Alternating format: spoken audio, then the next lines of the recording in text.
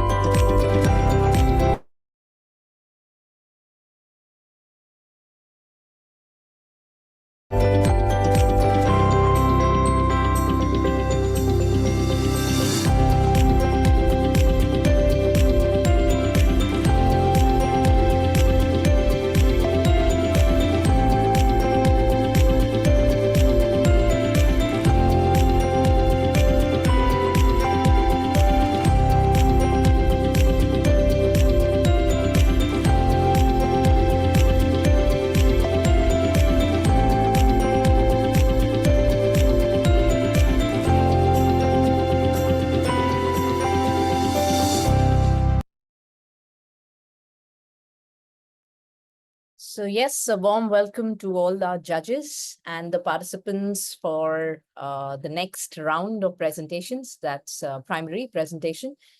Hackathon is an event that Teachers Help Teachers has been doing since the past 3 years. We've been conducting physical hackathons where in presence, where we have conducted, last year we conducted the entire hackathon combined with a few other activities, which we termed it as Eduthon, which was held in Delhi.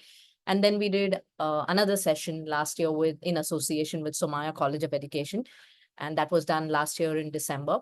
And then we thought of making it virtual, where we felt that, why should, the boundaries act as, why should the physical limitation should act as a hindrance? So that's where we decided that Hackathon is all about ideas.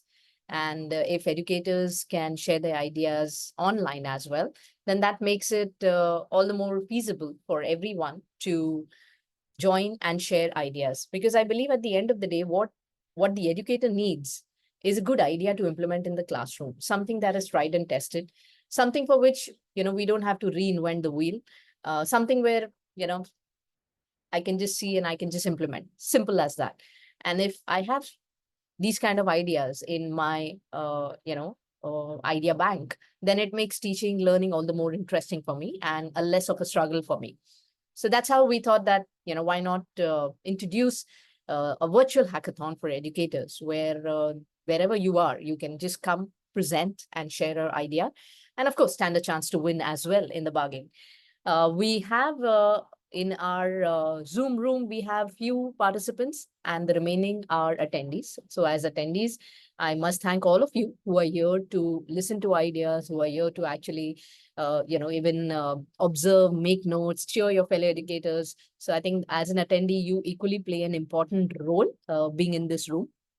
And of course, jury members, can't thank you all enough for supporting us and for being here for us, because, I always believe that if we are a community, then it becomes all the more important to have people who support the community and who support the cause and can take it forward along with us. So with this, I would like to introduce our jury members for today. And do we have Sulba here? I don't see her. Shilpi, you're on mute. Sorry, Sulba has not joined in yet. She will be joining around 12:30. Okay, fine. So I'll just start with our jury members' introduction. First, I would like to introduce Ms. Azma Zaidi. Ms. Azma is the founder owner of Let's Read Limited. She's the tertiary head of APER ECA for Telangana. She's a PhD scholar in education, parenting expert on Channel Win, author of school textbooks for pre-primary, author for children's book, early years expert for Special Olympics Committee. Apart from that, she's been involved with Teachers Help Teachers. We have had sessions with her on a platform. And at the same time, when in Hyderabad, Teachers Help Teachers conducted meet and greet, that also was supported by Miss Azma. Miss Azma is very active, especially when it comes to her reading programs, which she has developed over a period of year. And now I guess she's all ready to take it off to different schools across cities, across the country, in fact.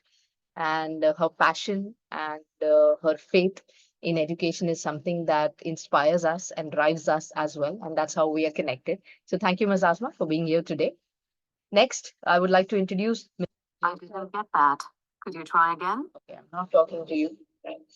So, sorry. That's the advantage of having AI tools. So next, I would like to introduce Ms. Jayasha Dedia. She is a passionate educator with 22 years of experience and founder of Tweeties Institute of Education, Mumbai, a leading teacher training center. A leading teacher training center in Mumbai. She has trained over 5,000 teachers worldwide, impacting many students. Her qualifications include Bachelor of Arts in Psychology, Bachelor of Education, and certifications in Montessori, TESOL, TEFL, TEFL, Dynamic Rhythmic Activity Switzerland, the Brain Gym program, and storytelling from Kathalaya. Jayesa's mission is to inspire educators globally. Thank you so much, Jayesta, for being here. I hope we are able to support your mission because I believe that that's also something that we are wanting to do, wanting to inspire educators, empower them so that they can be equipped with the best skills. And of course, there's a selfish reason as well because the kids will be equipped with that. So the next generation will be equipped with that.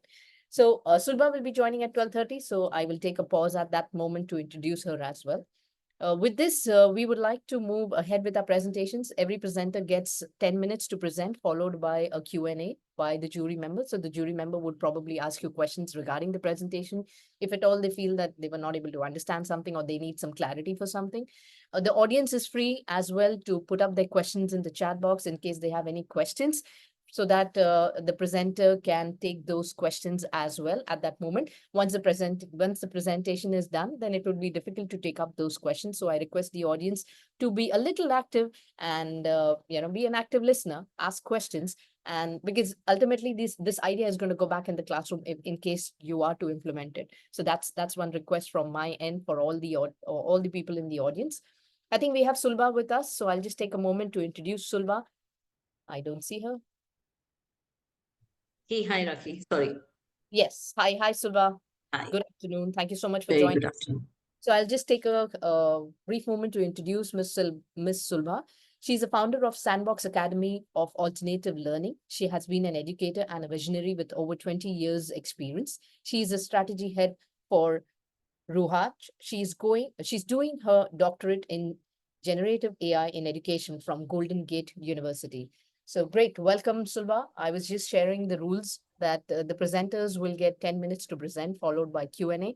So in case there is any Q&A, you need any clarification, you can ask the presenters to clarify the same. The audience can put up their questions in the chat for the presenter.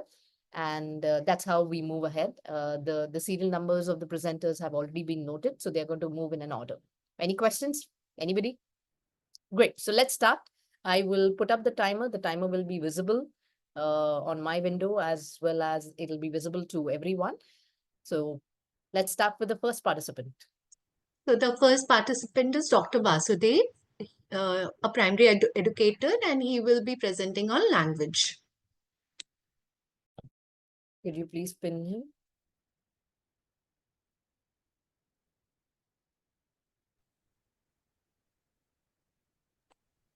Hello, ma'am. I'm audible?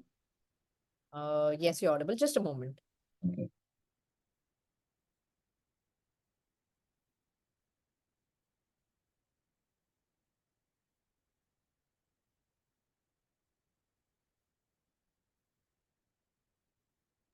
Yes, you can introduce yourself and then after that we will start your timer. सभी को मेरा नमस्कार।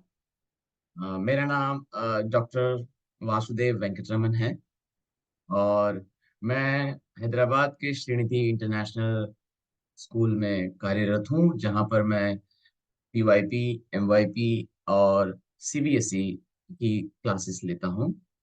और मैं आज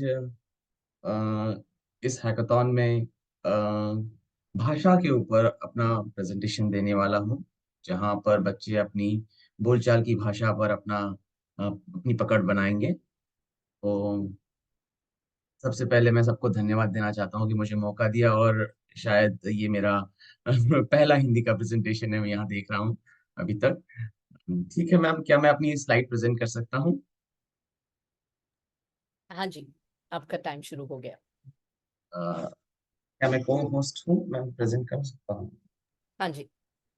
अच्छा,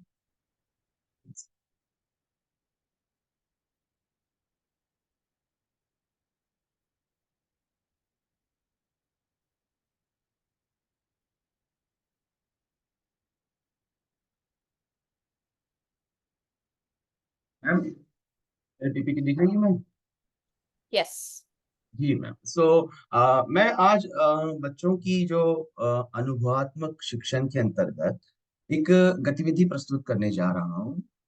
ये गतिविधि हिंदी भाषा के व्यावहारिक उपयोग को बढ़ावा देती है, और छात्रों को उनकी आजकल के रोजमर्रा की जीवन या वास्तविक जीवन की परिस्थितियों को जोड़ने का ये कार्य करती है ये गतिविधि। हमारी भाषा केवल ये किताबों तक सीमित नहीं होनी चाहिए, बल्कि हमारा मानना है कि ये हमारे दैनिक जीवन से, ये दैनिक जीवन का एक अभिन्न अंग है।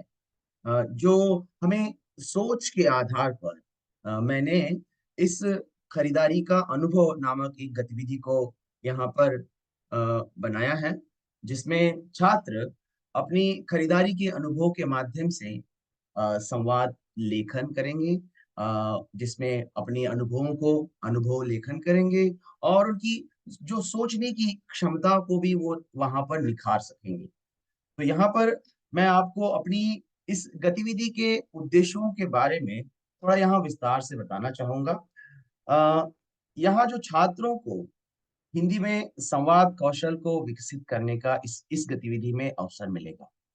इस गतिविधि के दौरान छात्र छात्र ग्राहक और दुकानदार की भूमिकाएं निभाएंगे और संवाद का इसमें अभ्यास करेंगे। वे छात्र अपने शब्दों को, अपने वाक्यों को और बेहतर बनाने के लिए इसमें समूह चर्चा भी करेंगे, और वे खरीदारी से जो संबंधित शब्दावली होती है, जैसे व्यावहारिक शब्दावली, जो जिनको व्यावहारिक तरीके से उसको वो सीखेंगे यहाँ पर। तो यहाँ पर मैं चाहता हूँ कि वे खरीदारी की शब्दावली को जिस तरह से वो सीखते हैं, जैसे छात्रों को फल, सब्जियां, वस्त्र, किराने का सामान आदि से संबंधित शब्दावली को यहाँ पर उन्हें सीखने का मौका मिलेगा। और इसी के साथ साथ वे मूल्य, कीमत या उसका माप, तोल या सौदेबाजी से जुड़ी हिंदी की सारी शब्दावली का यहाँ पर अभ्यास करने का मौका मिलेगा। और छात्र यहाँ पर अपने अनुभवात्मक रूप को यहाँ पर उपयोग में लाएंगे, जो कि एक वास्तविक खरीदारी की स्थिति को सुधारने में मदद करेगा। बल्कि यहाँ पे उनका आत्मविश्वास और उनका जो सामाजिक कौशल होता है, सामाजिक कौशल को भी यहाँ पर बढ़ावा देने का यहाँ पर मौका मिलेगा। तो जो यहाँ पर छात्र अपने विचार स्पष्ट रूप से व्यक्त करना सीखेंगे, और उन्हें दूसरों से बातचीत करने में बहुत ही आसानी या सहजता महसूस हो। तो इस प्रकार ये गतिविधि छात्रों को उनकी भाषा की बहुआयामी अनुभव को प्रदान करती है यहाँ पर, जिसमें वह सिर्फ हिंदी को सिर्फ एक विषय तक सीमित न मानकर, बल्कि एक जीवन कौशल के रूप में यहाँ पर रूप में देखेंगे, जिसका यहाँ पर इस गतिविधि का ये उद्देश्य के अंतर्गत यहाँ पर हो। तो ये गतिविधि होगी कैसे? इस गतिविधि को जब मैं इतना सारे बता रहा हूँ, तो इस गतिविधि को कैसे किया जाएगा? इस गतिविधि को मैं आपको इसको चरणबद्ध तरीके से इसका विवरण प्रस्तुत करूंगा, कि मैं इस गतिविधि को क्या कहते हैं उसे, 4 चरणों में इसको विभाजित किया है मैंने इसे। और इसका पहला चरण है कि जो शब्दावली शब्दावली है, और शब्दावली को सीखना, शब्दावली सिखाई जाएगी जिसमें फल, सब्जियां, किराने का सामान, जैसे मूल्य माप और सौदेबाजी, मोल भाव करना, तोल मोल करना आदि, इसका इसमें उपयोग किया गया है। और इसका दूसरा चरण है जैसे कि एक व्यावहारिक अनुभव, जिसमें नकली बाजार, जैसे कि हम कहते हैं उसको बनाना, कि अब कक्षा में एक नकली बाजार में बदला जाएगा, जिसमें छात्र दुकानदार बनेंगे, ग्राहक बनेंगे, जिसमें वो अलग अलग अपनी भूमिकाएं निभाएंगे खासकर। और प्रत्येक छात्र को एक भूमिका दी जाएगी, जैसे कुछ ग्राहक होंगे या कुछ दुकानदार बनेंगे। ग्राहक जो है अपनी विभिन्न वस्तुओं की कीमत पूछेंगे, सौदेबाजी करेंगे, या नकली पैसों का इस्तेमाल करके सामान खरीदेंगे। तो ये जो दुकानदारों की अपनी भूमिका है, दुकानदारों की अपनी एक भाषा है। तो दुकानदारों को भी ग्राहकों को सामान बेचने, पैसों का लेन देन करने और सौदेबाजी करने की प्रक्रिया को मतलब अपनाने का एक कहा जाएगा इस तरह से। और इसमें तीसरा चरण मैं आपको बताना चाहूंगा कि ये तीसरा चरण जो है चिंतन और मूल्यांकन का होगा, कि जिसमें छात्र अपने अनुभव साझा करेंगे, की चर्चा करेंगे कि उन्होंने खरीदारी की इस प्रक्रिया में, पूरी प्रक्रिया में उन्होंने नया क्या सीखा।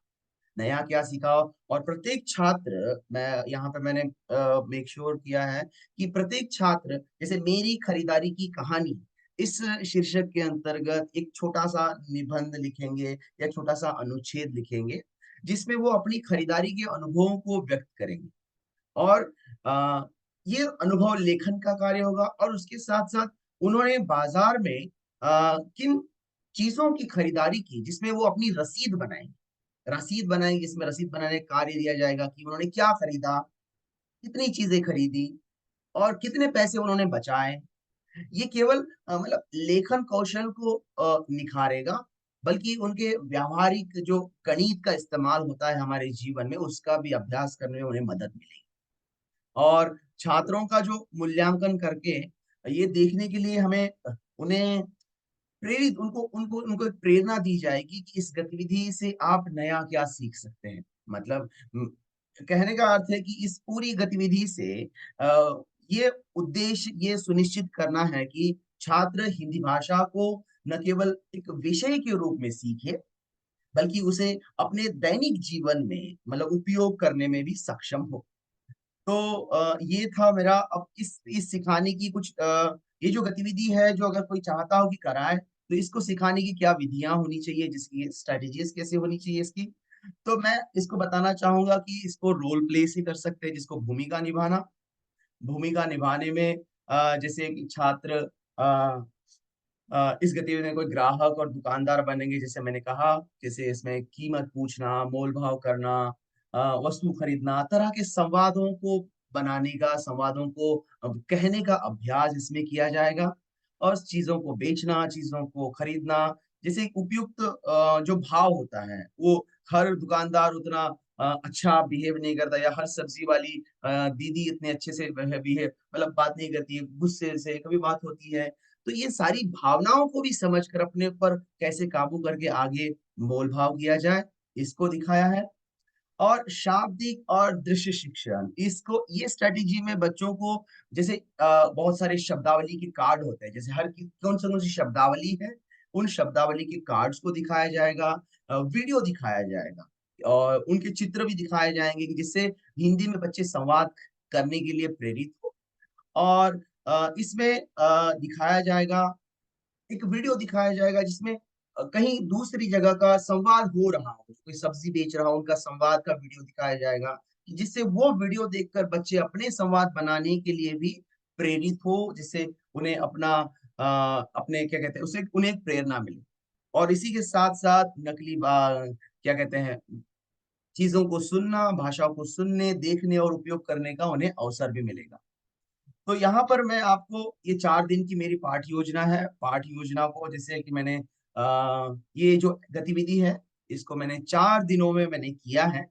और इसको जैसे मैंने पहली कक्षा में पहले दिन की गतिविधि में जैसे उस खरीदारी से संबंधित शब्दावली लिखाना, और दूसरे दिन ग्राहक और दुकानदार की भूमिका बनाना, या उसके साथ मैंने नकली बाजार तीसरे दिन में नकली बाजार का वहां पर निर्माण करना, और चौथे दिन में अनुभव साझा करना। अनुभव साझा करना यहाँ पर लिखित अनुभव, मौखिक अनुभव, इन तरह के अनुभवों को यहाँ पर साझा किया जाएगा। और इसी के साथ साथ यहाँ पर मूल्यांकन के कुछ तरीके हैं जिसको बच्चों का मूल्यांकन किया जाएगा। मौखिक मूल्यांकन, किस तरह की बच्चे भाषा का इस्तेमाल कर रहे हैं, क्या वो बाजार की शब्दावली का प्रयोग सही से कर रहे हैं, या उनकी लिखित कार्य जो दिया जा रहा है, मेरी खरीदारी की कहानी, उनमें उन्होंने किस तरह की भाषा का, व्याकरणिक संरचना का उपयोग किया है। या फिर उनका रचनात्मक मूल्यांकन में जैसे छात्रों के द्वारा जैसे बनाई गई खरीदारी की रसीद, लिस्ट बनाई जा रही है। हाँ, तो ये सारी चीजें इसमें होती है, और मेरा निष्कर्ष इसमें ये दिखाया जाएगा कि हिंदी भाषा सीखने का एक रोचक और व्यावहारिक तरीका इसमें मैं कह रहा हूँ, और छात्रों को वास्तविक जीवन के अनुभवों से जोड़ता है, और मौखिक और लेखन कौशल को यहाँ बढ़ावा देता है। छात्रों में इससे आत्मविश्वास पैदा होता है। तो ये था मेरा प्रेजेंटेशन, और इसी के लिए मैं आपको धन्यवाद देना चाहता हूँ, और आपके समय और ध्यान से सुनने के लिए बहुत बहुत धन्यवाद। धन्यवाद मैम।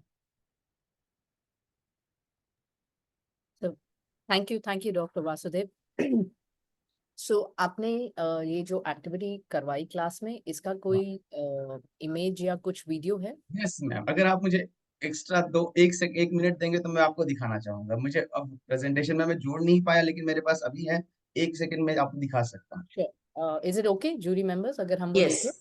बस एविडेंस दिखा, मैं कुछ बोलूंगा नहीं। ठीक है, यस मैम।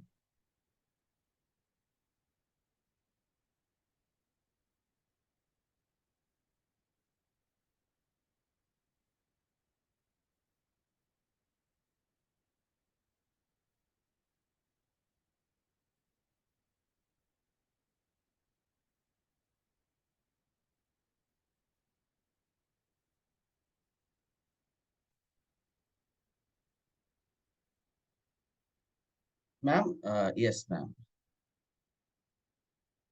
आज हम आपके कुछ अनुभवों के बारे में जानेंगे। आपका अनुभव कैसा रहा उसके बारे में जानेंगे। ये किसके बारे में बात कर रहा हूँ मैं बात कर रहा हूँ बाजार के बारे में। बाजार जानते हो? हाँ। बाजार क्या होता है? हम खरीदारी करते हैं। हाँ? खरीदारी करते हैं, चीजों को खरीदते हैं। तो हम आज खरीदारी के अनुभव के बारे में बात करेंगे। तो आप लोगों को बाजार में जाते होंगे जहाँ आप लोग ढेर सारी चीजें खरीदते हैं, है ना? हाँ। जैसे क्या क्या चीजें खरीदते? मिठाई, सब्जी, खिलौने, फल, घी, आटा, चावल, कपड़े, गेंद, ये बहुत सारी चीजें हम खरीदते हैं। जब आप लोग ये चीजें खरीदते हैं तो आप दुकानदार से किस तरह से बातें करते हैं? मान लीजिए कि आप कपड़े खरीदने जा रही हैं, तो कपड़े खरीदते समय आप क्या देखती है और दुकानदार से कैसे बात करती है? इसका रंग कौन सा है, और कपड़े की कीमत बता दी, मान लो कि 500 रुपए, तो आप उसको 500 रुपए तुरंत दे देते हो? नहीं। क्या बोलते हो उसको? डिस्काउंट देना। कोई डिस्काउंट है आपको? थोड़ा कम करने के लिए बोलते हो। मतलब क्या कम करने के लिए? भाव कम करने के लिए बोलते हो। मतलब हम आप उसको मोल भाव करते हो, भाव कम करने के लिए कहते हो।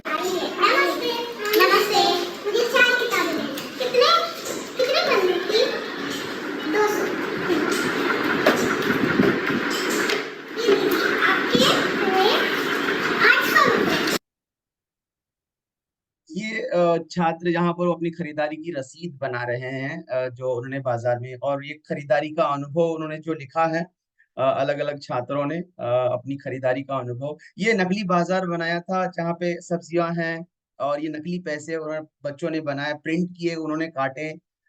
इनमें जो बच्चों की सहभागिता, कंट्रीब्यूशन जो है कि वो उन्होंने कैसे किया, ये इस तरह से बाजार, टमाटर, अलग अलग सब्जियों के नाम सीखे उन्होंने, मतलब इस तरह से। आइए ताज़ा सब्जी ले, आइए ताज़ा सब्जी ले। नमस्ते, आपको जो भी चाहिए मुझे बता दीजिए। ये 50 किलो रुपये का है, ये बहुत ज्यादा है, और ये खराब दिख रहा है, तो कोई ताजे वाले हैं? और ताजे ही है, हम बस ताजे लेके आते हैं, और थोड़ा महंगा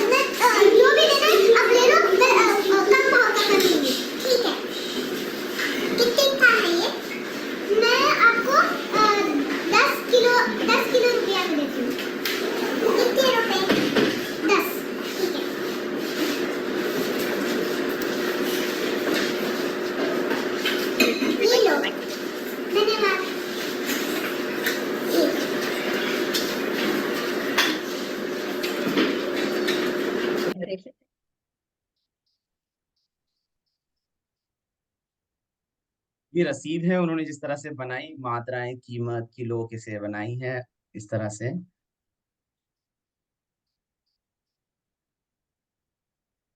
yes ma'am. Yes sir. Thank you ma'am, thank you very much. I think ये जो आपने एविडेंस दिया हमें, उससे काफी क्लैरिटी मिल गई, बिकॉज जब आप प्रेजेंट कर रहे थे तो उसे इमेजिन करना थोड़ा सा मुश्किल हो रहा था, तो जी इसलिए हमने एविडेंस मांगा, और एविडेंस से मैम, प्रेजेंटेशन बनाते समय ये मौका नहीं मिला कि इसको बना कर डाले, और हमारे स्कूल में और कुछ गतिविधियां चल रही थी, इसलिए सही से नो बनाने प्रॉब्लम। का मौका नहीं मिला। नहीं, आई थिंक आपने एकदम अच्छे से बताया आपका कॉन्सेप्ट जो है, और आपने जिस तरह से उसे इम्प्लीमेंट किया, तो जब हमने वो पूरी कड़ी देखी तब जाकर सब डॉट्स कनेक्ट हुए, बिकॉज एक तो हिंदी भाषा है, तो जी किसी जी ने मैम। चैट में लिखा भी था हाँ कि इंग्लिश में सारे। बोलिए, ऐसे भाई हिंदी सिखा रहे हैं तो इंग्लिश में नहीं बोल सकते। हाँ तो आई थिंक आपने जिस तरह से ये एक्टिविटी की है, मुझे काफी अच्छे से दिखा कि आपने इंटीग्रेशन भी अच्छे से किया है, इन टर्म्स ऑफ जैसे आपने मैथ भी इसमें आप लेकर आए, प्लस इसमें कम्युनिकेशन भी, वार्तालाप भी हुआ बच्चों का एक तालाब भी दूसरे से, हुई है। लैंग्वेज भी, ऑफ कोर्स लैंग्वेज तो हुआ ही, बिकॉज आमतौर पे हम बच्चों के साथ हिंदी में इतना वार्तालाप करते ही नहीं है आजकल। नहीं, बहुत कम, बहुत कम है। और जिस तरह से बच्चे प्रेजेंट कर रहे थे, हमें दिख रहा था कि वो भी आसपास के लोगों को बात करते हुए जो सुन रहे हैं वही बोल रहे हैं। जी वही बोल रहे हैं। ये सब्जी ठीक नहीं लग रही है, ये तो गंदी लग रही गंदी है, गंदी लग रही है। है, अभी महंगाई बहुत है, तो महंगाई दिखिए मैम जी। उस हिसाब से उनके वो भी पता चला कि ये बच्चे क्या सुन रहे हैं, क्या सुन रहे हैं। किस तरह से उनके आजू बाजू जो जी मैम, भाषा हम आसपास से ही सीखते हैं। yes, जी मैम, आसपास। और इस तरह से मैम मैंने कुछ ही एक दो वीडियो लगाए, लेकिन ऐसे हर दो दो पेड़ था जहां पर मैंने अलग अलग, कोई सब्जी बेच रहा है, कोई किताबें बेच रहा है, कोई खिलौने बेच रहा है। आपके स्टॉल्स अच्छे थे, वो अच्छे अच्छे अपॉर्चुनिटी अच्छी हाँ, है। अलग अलग स्टॉल्स थे। जी Jury members, any question, anything that you would like to share, ask? Yes, you can unmute yourself, Asma. नमस्ते सर। बहुत बढ़िया प्रेजेंटेशन थी। जैसे राखी ने कहा कि बाद में ज्यादा क्लैरिटी मिली कि आप क्या करना चाह रहे हैं। बस मुझे एक क्लैरिफिकेशन का क्वेश्चन चाहिए कि आपने सेम एक्टिविटी कक्षा 1, 2, 3, 4 के बच्चों के साथ सेम एक्टिविटी करी और अलग अलग लेवल्स थे, या सेम क्लास के साथ अलग अलग? वो एक क्लैरिटी चाहिए। मैम, ये एक्टिविटी जब आपने जो अभी मैंने आपने वीडियो दिखाया है, मैंने वो कक्षा 4 के बच्चे हैं, कक्षा 4 के बच्चों हाँ का वीडियो दिखाया है। लेकिन ये एक्टिविटी मैंने कक्षा 3 के साथ भी की थी, कक्षा 2 के साथ भी की थी, कक्षा 1 के साथ मैंने ये एक्टिविटी नहीं की है। अ, हाँ जब जब मैंने ये एक्टिविटी की है, तो जो छोटी छोटी मतलब चीज, जो छोटे बच्चे जो छोटे बच्चों से कनेक्ट कर सके वैसी चीजें खरीदने के लिए, जैसे कोई चॉकलेट खरीदने जाएगा, कोई लॉलीपॉप खरीदने जाएगा कक्षा 2 के बच्चे, या कोई आइसक्रीम खरीदने जाएगा, इस तरह के वहां पे वस्तुओं को लिया है। और किस तरह से बोलेगा, जैसे मोल भाव, जैसे कक्षा 4 के बच्चे तो अधिक मोल भाव करेंगे, जैसे भाषा, ये बहुत गंदा है, या फिर कोई दूसरा, मैं दूसरी दुकान चला जाऊंगा, इस तरह की भाषा ये कक्षा 4 के बच्चे इस्तेमाल करते हैं। लेकिन कक्षा 2 के बच्चों को बस जितनी शब्दावली की जरूरत है, अंकल मुझे एक लॉलीपॉप दे दीजिए, हाँ बेटा 2 रुपए है तुम्हारे पास, हाँ है, तो इस तरह के जो छोटे संवादों के रूप में, तो इस तरह से मैंने वहां पे करवाया है। बहुत बढ़िया सर। ठीक है, तो बस यही क्लैरिटी चाहिए थी कि मतलब सेम चीज जो है अलग अलग कक्षा के बच्चे सेम चीज कर रहे हैं हाँ, वहां पे वस्तुओं का अलग और होगा। अलग और अलग लेवल है उनका हाँ जी, भाषा अलग। सीखने का। जी जी, थैंक यू। अरे धन्यवाद मैम। सर, एक और लास्ट क्वेश्चन, इसमें आपने असेस कैसे किया कि कौन से बच्चे को क्या, कैसे असेस किया? मैम, असिस्ट असिस्ट क्राइटेरिया तो है, जैसे कि बच्चे किस तरह की, जैसे मौखिक असेसमेंट जैसे मैंने किया, कि जैसे बच्चे किस तरह की भाषा, किस तरह के संवाद, किस तरह के शब्दों का प्रयोग कर रहे हैं, और भाषा के रूप में कितनी व्याकरणिक संरचना का प्रयोग किया जा रहा है, उस तरह से। जब बच्चों ने अपने अनुभव साझा किए, तो उनका लेखन चीजें मेरे सामने थी, तो वो मैंने देखा कि वो लिखित रूप में अपने अनुभव कैसे प्रेजेंट कर पा रहे हैं, उसमें रचनात्मकता, क्रिएटिविटी कितनी है उनकी, उसमें वो वहां अच्छे की कोशिश कर रहा था। Got it. जी ma'am. Thank you, sir. Any questions by anybody? Any questions from the audience? Audience को कुछ पूछना है? जय Jury Shri members? I think Jeshta has raised her hand. Oh, yeah, sure. Go ahead. नमस्ते सर, बहुत अच्छा जी, लगा जी। ये वीडियो देख के कि जी। हमको लगता था खाली इंग्लिश क्लासरूम्स में ऐसे होता है, बट सब्जेक्ट में भी मेरी होता कक्षा है। में बहुत मजेदार होता है। सर मुझे पूछना था, आपने ये जो एक्टिविटी की थी, ये आपने पहली बार की थी कि ये सेकेंड या थर्ड टाइम हुई थी क्लास में? ये पहली बार है, पहली बार ही है। बस इसको प्लान किया था और उसको मैंने एक्टिविटीज को करवा दी, कोई सेकंड थर्ड टाइम नहीं। 4 दिन की अलग अलग योजनाएं बनाई। पहले दिन उन्हें बताई कि मैंने हम आज बाजार से संबंधित हम गतिविधि करने वाले हैं। तो जैसे दूसरे दिन उनको बताया आज आज हम आज रोल प्ले करेंगे। वाह, हर दिन बताने से बच्चों का एक्साइटमेंट और उनका जो इंथुसियाज्म था बढ़ता गया और खुद बढ़ चढ़ कर उसमें हिस्सा लेते गए। तो मेरी एक्टिविटी सफल हो गई। Thank you sir. जी जी। एक और प्रश्न है सर कि ये आपकी किसी जैसे PYP या MYP की थीम्स होती हैं, तो क्या ये किसी थीम से कनेक्टेड था, ये जो आपकी 4-5 दिन की क्लास थी, या स्टैंड अलोन थी अलग? मैम हमारे स्कूल में भाषा से लैंग्वेज इसमें स्टैंड अलोन जाते हैं मैम। हम यूनिट से उसको कलर नहीं करते हैं, इसका नहीं, अच्छा, ठीक है। स्टैंड अलोन ही गए थे। जी।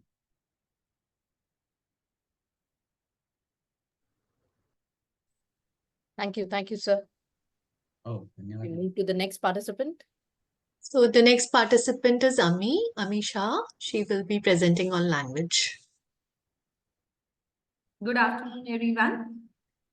I'm Miss Amisha, and I have been into education system last more than 25 years. I was working in an institution.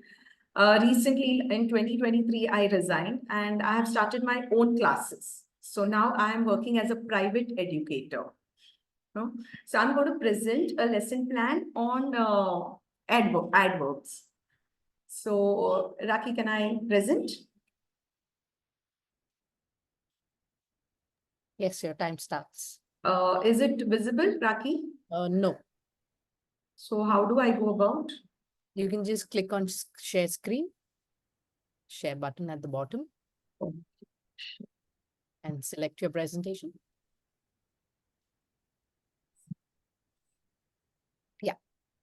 See? Yes. Okay, thank you. All right. So this is the topic is adverbs. It's for grade 3. And subtopics are adverbs of manner and place. So basically, this lesson plan focuses on different pedagogy, different learning styles. I have blended it with hands-on activities as well as digital activities. And its overall development, the concept should be understood by the child. Keeping in mind the learning objectives, it's like comprehension. The child needs to comprehend, whether it's spoken. While speaking, how do you use it? While reading and reading, how do you comprehend where the adverb is used? Analysis, where classify and distinguish between, since I'm doing both adverbs of manner and place. So, they have to analyze, distinguish between both and put it in the correct column. Students have to apply their knowledge, about adverbs in sentences, as well as while speaking, reading, writing, and evaluation. Justify why you are saying this is adverb of place or why you're saying it's adverb of manners. I've used different materials, dice game, virtual games, short video. Methodology that I have used is dice. So I have made this, to dice dash. I hope it's clear. Is it clear? So one is all on verbs, because adverbs are nothing but it tells you something more about the verbs. So one dice has all the verbs and the second one has adverb. So they play, they throw the dice, they pick it up, and then they frame sentences. Then followed by presentation. Neopod, I have created a presentation which speaks, it's through a story followed by Mr. Bean's video and evaluation. Then I have adverb of place. So this is of manners. Then followed by adverb of place. Again, it's through neopod. As well as I have also created slips, no, with sentences. So that becomes hands-on activity first. So slip where they read and then they have to enact. So the bird flies above. Now, above word is not given. It's just a dash. My slips have fallen down. I'm not able to get it. And they will enact. And the other. So it's basically a team game. And Neopod has review, so recap session of both the adverbs, followed by a poll. Homework is given, so to reiterate their work, so they are thorough. And then there will be an assessment of 24 marks. To further drill, I have created, jury, I would just like to bring it to your notice. These games are created by me. So unlock the puzzle, which is basically for manners, and then quiz dart is for place, adverb of place. So I do one concept, hands-on activity, digital, then kind of formative assessment with the worksheet, and then go to the next concept. Of course, language doesn't go without skills. So, no, all the 4 skills are taken care of: listening, speaking, reading, and writing. So it happens when you're framing sentences orally, when you're listening, and whether adverb is placed correctly in a sentence. And through digital activity, I have created this game on Tiny Tap, which I will be showing all this, but I just wanted to run through the whole lesson plan. Submission of the lesson is based on hopscotch game. So now, since they know both the kinds of adverbs, hopscotch game will be played. Flashcards will be kept on the floor. They throw the dice. They go how, as in, during our childhood we were playing. They go on one leg, go pick it up, then say whether that word is, suppose it's happily. Is it adverb of place or adverb of manners? And then they have to frame sentence. There's this video which I've created, Milo the mouse. So they watch the video. In between, there are questions. So they are reading those sentences and they are able to identify it correctly or no. And one is on Quizlet, this game, no? So that becomes a summation activity. Creative corner is where 4 corners will be selected, where nouns, adverbs, adjectives, verbs are kept. They pick up those chits and they create their own story. And then they will narrate the story. Have they placed the adverbs correctly? I mean, is the sequence of the story correct? Nouns, verbs, adjectives are used, adverbs are used correctly, and the sequence is correct. Feedback will be provided by the teacher as well as the peers, whether everything was proper. For differentiated learners, of course, our class doesn't end. We have differentiated learners. So this game was created by me on booklet, which has kind of a voice. So, children who have difficulty with reading, there is a picture, there's a voice, so it reads, and then they have to select the correct answer. So that also encourages the child, yes, I have understood the concept. Extension, home task is basically they pick up any storybook that they've been reading and find adverb, write it in their notebook. And there's a poem which I have recorded, and they listen to that poem and identify the adverb, And there's an assessment of 24 marks based on adverbs. I'll come to challenge and self-reflection little later. So is this seen? Okay. So here the story goes where Vani doesn't know what words describe verbs, and how Raj helps through the poem. So here I have added my voice to the song also. Butterfly. And then, when Vani, words like softly, merrily, did you understand? They are telling you something more about your verbs, and that's what we call it adverbs. So, what are adverbs? Again, it adds to the meaning, to the verbs. They tell you how and when it is happening.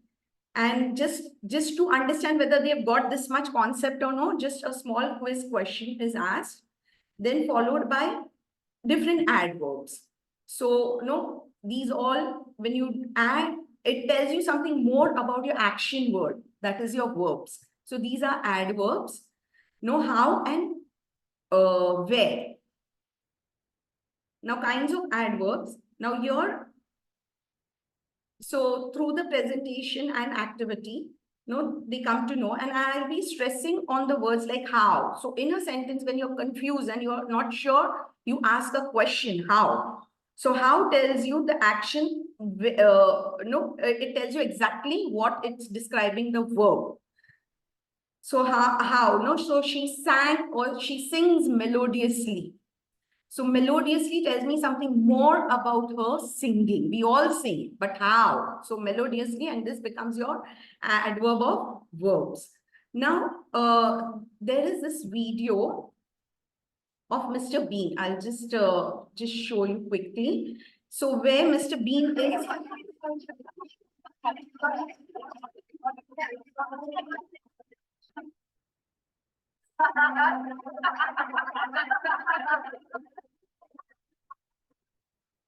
So different actions that are happening in the video.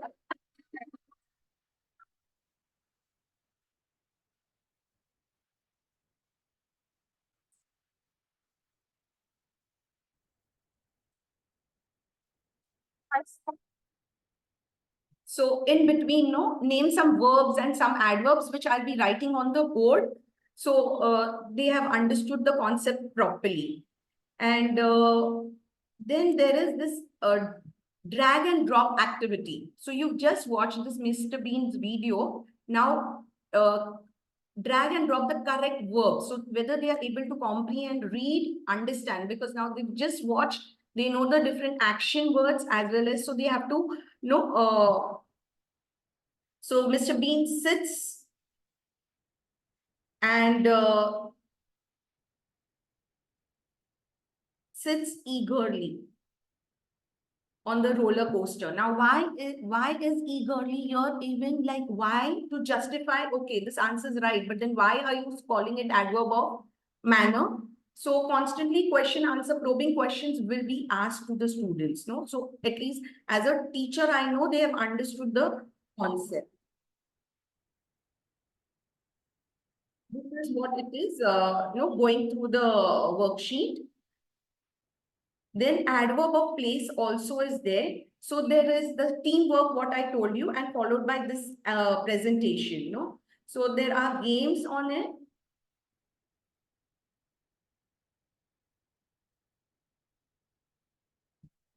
And for further drilling, these are the games that I have created. So you get a correct answer, good sound.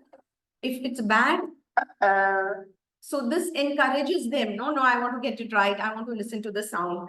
There's this dart game. So if this is on place. So if you're giving the correct answer, correct place. But if you're giving a wrong answer, so this discourages the students as well as a tutor, they have played it correctly, they have understood the concept. Skill-based activity. So here, what I have created, the listening skill activity. Sentences are spoken and they have to pick the correct answer. For speaking skill, all the verbs and adverbs related to the picture given, time will be given, they prepare it and they speak about it. And speak 4 to 5 sentences about the given image. So, and then reading and writing. So here Read the sentence. Questions will be, they are supposed to write the question, So this is what the activity is. This is the submission. So this is the Milo the mouse. Read. So here the question. So after reading, they will ask, they will identify. So as a teacher, I know whether the child has understood. He can identify and he can justify whether it's adverb of place or manners. The second game, again, it's both where they have to, So Jack fell, dash, and broke his crown. So which is the adverb? You have to click on the correct adverb and it's time-bound game. So they need to be quick. Now, this is for differentiated learners. So there is a voice. Now, as a child, if the child cannot read or has difficulty in reading, Adverbs describe verbs. Don't know. False. True. Not sure. so this also gives a positive encouragement for the children. So it may not just only be for those special learners, but the whole class can play. Who is hiding there? Sorry, that's my voice for the story, no? I placed my red shoes inside. That's a poem. No, as homework, they will. High in the sky, buzzing happily as it flutters by. And the last one is where they are going to, it's a 24 marks evaluation. So with that evaluation, and then it's kind of, see, I haven't completed the lesson so far. So what, according to me, the challenge the children may face, they may be confused between the two adverbs, and they may have issues where to put adverb properly. So this is what I, as a tutor, I felt. Even they may get confused with preposition, because adverb, some words like here, there, that is also preposition. So these are few things that I had in mind that I need. I mean, that would be a challenge when I am doing the lesson. And yes, definitely, I mean, keeping that in mind, self-reflection would be, how do I help them to put through quizzes, sentence formation, more of oral skill work and board work that can help them to understand, help them to frame their own sentences, and maybe scaffolding, giving them the words properly, and they are able to, whether they are able to frame the sentence structure to be taken care of. So, that's what is my self-reflection would be, So, yeah, that is the plan. So, Ami, this has been uploaded on the drive, right? Yes, yes, yes. So Yes. just to inform the jury members, in case you're finding it challenging to fill the rubrics, that's completely fine. The recording will be shared with you, and the presentations are already uploaded. So even if you feel at some point in time in the given week, you want to go back to that recording and then accordingly allot those many marks, you're free to do that. So, I mean, I love the way you have, kind of put down all the concepts beautifully, and also the use of tech, all the tech tools that you have incorporated very mindfully. Just to understand, what was the duration of this lesson plan? See, I have written 1 hour 90 minutes, but when I have introduced, okay, I've just introduced the first game, that dice game that I played with them last week that I have done. So it did take some time. Now this is for grade 3, so adverb is just being introduced to them. Till standard 2, they don't do adverbs, no? At least I'm talking from ICSE point of view. I am not too sure of other boards, since I have also taught in ICSE. So they did take, the sentence structure was difficult, keeping in mind adverb. They understood what adverbs are, adding meaning to verbs, because we finished the concept of verbs. But 1 hour 90 minutes, which I have kept, but I know it may go little longer, no more than the time allotted. So this activity has been taught, or you're going to teach? No, I'm going to teach. So I've just introduced the first part, that is adverb of manners. Okay. Okay. Only that part I have been able to do it, because And that's the since kind of I'm now a private educator, had I been in school, I would have rushed, because keeping that mind and exams approaching, and this is part of your portion and you complete it. Now I have the liberty, since I'm a private educator. So I make sure concept is drilled properly, and then once I am confident my children have understood, then I go further. So that's how I go about, since I have now more liberty than what I was having it. Thank you. Yes, ma'am. Hi, Ami. Hi, hi. Oh, I'm so impressed with the way you've done your lesson plan. It's shows your years of expertise. Very well done. My question is, this is, I mean, I understand that you're a private tutor, but is it for children physically or do you take classes online? No, physically, offline. You take classes physically. Yes, And yes. so I'm assuming that the children, that this lesson plan is going to be split between 2-3 days, or it's going to be done in one day. No, so 1.5 hour I have. They come once a week to me. It's 1.5 hour. Okay, so it will go on for a few sessions, no? If you say 4 sessions, it will be 1 month technically. So the whole lesson plan is going to be done in 1 month. Yes, yes. So the whole lesson plan is, yeah, once a week they are coming. So for no, say every Monday. So for this thing, no, 4 turns that they'll be coming. right.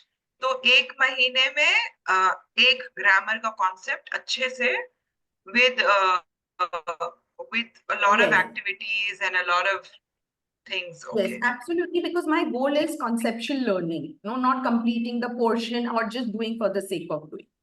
Got it. A lot of liberty after leaving school, so I make maximum use of it, no.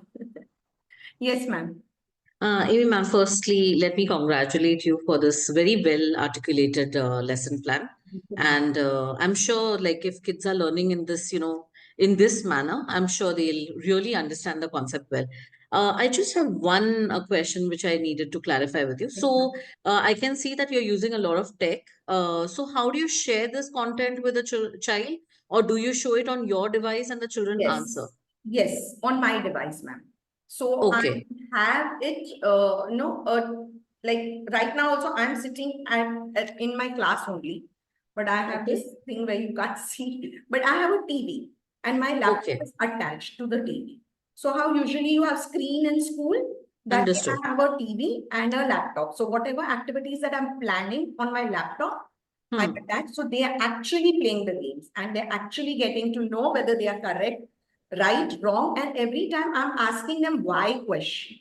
So if you are like, hey, I got it right, but why? Why do you think it's adverb of place, or why do you think it's adverb of manners? No, so you should be able to apply that knowledge. And another question that I had on the similar lines was that when you say it's a submission question, wouldn't you be evaluating the children like individually for that? Yes, when you were... I have this 1 second. So this is what you are trying to tell me. I think there was this one story about Molly the mouse, if I'm not wrong. Ma'am, that was just my recap session, as we say. Acha, recap session. Okay. Yeah. So summation for them to enjoy the story, they are understanding the story, they are able to identify the adverb. That's where the questions were put. No? Understood. And this is what end of the session, after completing the evaluation, giving them homework. I'm confident now they know. So here also questions, ma'am, I've asked them circle the odd one out and justify. Okay, why you are saying. So when you're doing individually, now there is no discussion that is happening. True or false. So why are you saying this answer? So she placed the books neatly on the shelf. Neatly is an adverb of manner. No, true or false. So that way. And then we've done letter writing. So part of creative writing I have attached. So here I've given them the letter, school's annual day. Most of the school, they have finished the annual day. So I've given them the letter, but I've given them a hint, a clue in my question. So I'm excited to tell you about my school's annual day. It was held dash the school auditorium. Now I've given understood. No, ma'am, sorry, I'm just cutting you short there. No worries. One more query I had was when you're talking about different now, so I'm assuming that this is a group class that's happening. Yes, and I want to take the attention back to the differentiated learning bit. Yes, So how does that happen? Do you have a separate batch for the differentiated learners? No. Who wouldn't hear? No. So, okay. So I have 6 students currently for 3rd grade. So it happens together, but A small group, so not really. Acha, they will be putting it in groups. Yeah. No, I was So just I've been thinking. giving this link as homework also, ma'am. Understood. No, I'm just thinking, see, as a kid who knows the answer might jump to the thing. So, was just trying to understand. Thank you so much, Amy ma'am. That's it for me. Thank you. Thank you, ma'am. All right. Thank you, Ami. Thank you so much. Thank you share so your much, screen. Rakhi, Shilpi, Lovely. and the team. It was a wonderful experience and exposure. So Thank glad you. that you were able to participate. Thank you, judges. Thank you. I have to stop sharing. So the next presenter is Miss Neha Sikka. She's a primary educator and will be presenting on maths.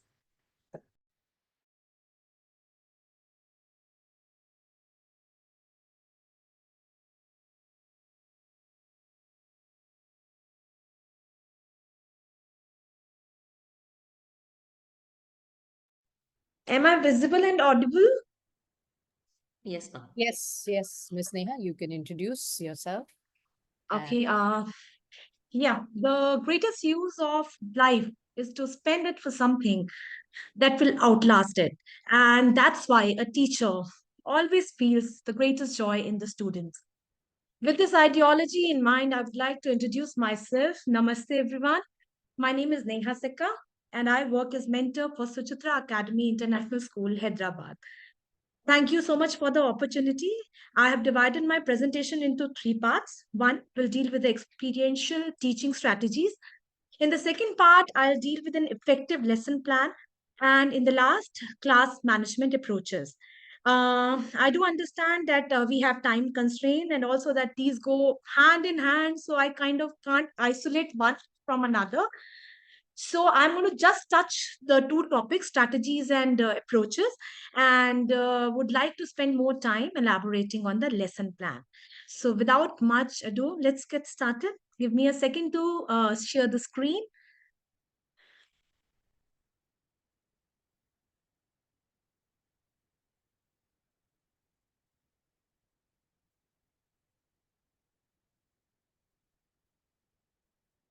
Okay. Yeah.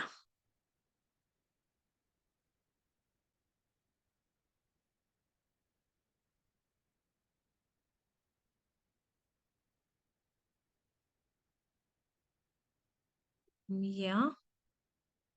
Is my screen visible to everyone? We can see your document page, ma'am. Okay, just again, you'll have to kind of bear with me. File Explorer, ma'am, I can see my, okay. Yes. Yeah. Can I? We can't see your PPT yet. We can still see Um, it. Double click on the PPT. You are screen sharing. Ma'am, it is showing.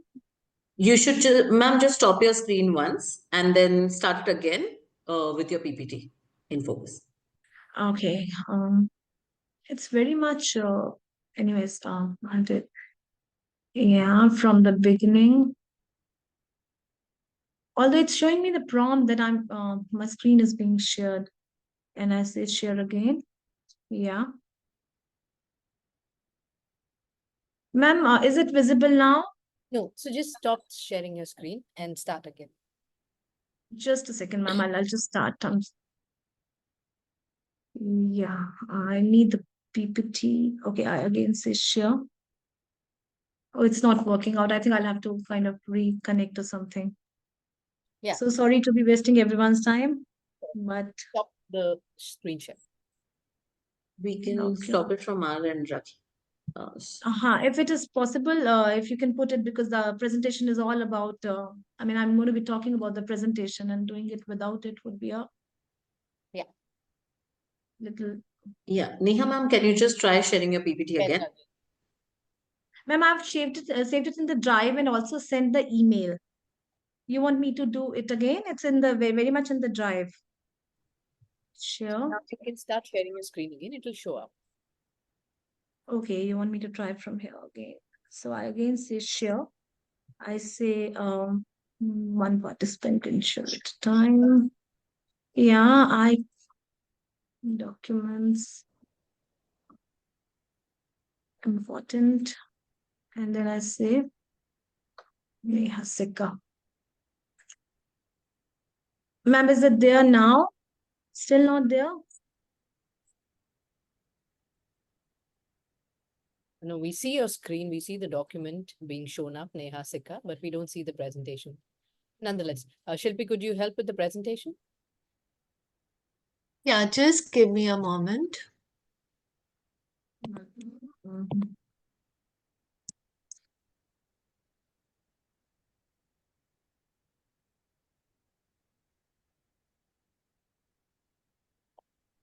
Neha Sikka PowerPoint. I'm also trying it from my end in case. You can stop presenting, Ms. Neha. I will present it from here. Thank you. Okay, ma'am, then we'll have to kind of coordinate for the slide change. Yeah, no problem. Okay. So, Is it with so what I'll do is I will open it on my desktop, and when I need a change, I'll let you know. Is that okay? Sure. Is this your first slide, ma'am? Contains a journey. Okay, yeah, I can see. Yes, ma'am. Yeah. I will just enlarge it here only. Okay. Okay. Kind of lost the track. I'll request the timer to be started again, please. I'm just left with half of the time. Am I audible? Just get started, ma'am. Okay. Experiential teaching strategies. First of all, first thing which came to my mind as I even show your advertisement and the shots was, why do we need these at all? What is the requirement? So I feel what learners experience is what they understand better, what they retain for longer. And they start enjoying mathematics, which helps to overcome the maths anxiety, making the subject more relevant to them. Also, it helps develop critical thinking, creativity, and avoid need of any rote learning. Slide change, please. Slide change, please. Switch on your camera, Neha. Okay, yeah. Am I on? Yeah. Oh, am I put it? Okay, I'm visible now. Yes. Yes, go ahead. Okay, I can't click to change the slide. Ma'am, I'm on slide 4 at the moment.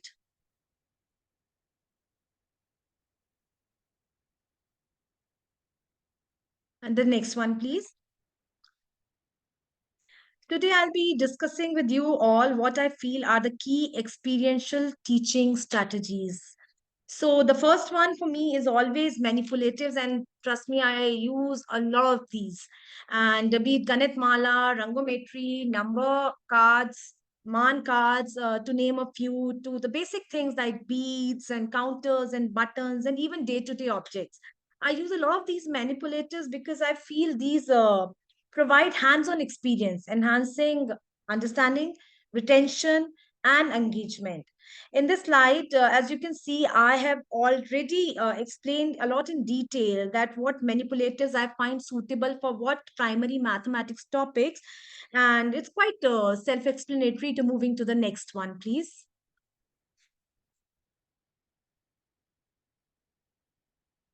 Like I mentioned earlier, I do understand the time constraint, and thus I have made the slides very self-explanatory and details, and I'll be touching them in brief. So for me, the next experiential strategy is real world connection, as it helps learners making mathematical concepts relatable and practical for deeper understanding. So it will be it shopping supermarket in a class with play money, or setting up a master chef to explain them fractions, measurements, multiplication, doubling, half through simple recipes, or a scavenger hunt for shape. I do it all. Next slide, please. Next for me is gamification. Next, please. I'm just I'm just touching them in brief. Next for me is definitely outdoor math or exploration. Next, please. Science, technology, engineering, mathematics. Ma'am, like I said, due to time constraint, I'm not elaborating. I've made slides which are very self-explanatory. Next, please. Collaborative learning. That's my next strategy, which I employ and I've used in my lesson plan as well. Next, please. Differentiated instruction. You will see that I've used this in lesson plan, even not only when I execute it, also when I develop the practice sheets for my young learners. Next, please. Again, storytelling and art integration, that's a primary part when I teach them mathematical concepts. Next, please. Creating positive learning atmosphere that goes across the subjects, be it maths, Hindi, and anything you want to teach them, that is the base. Anything you want to teach them in life, you want to teach them values, a positive learning atmosphere for me is the base of everything. Next slide, please. This lesson plan, it is for class 1 learners and is designed to cover the topics over 11 periods. And it is it is on the topic of measurements. And I've chosen this because it's very simple, it's very engaging, and based on the strategies which I have just talked about in brief and explained in detail in the slides. In fact, I've just executed this lesson plan last month only with my class 1 young learners at Suchitra Academy. And trust me, it worked very well. It was a very satisfying experience, and I had a fulfilling result. So, starting with the going to the next slide.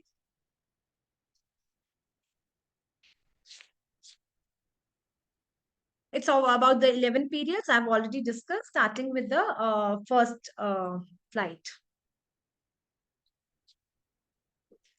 Ma'am, next slide, please.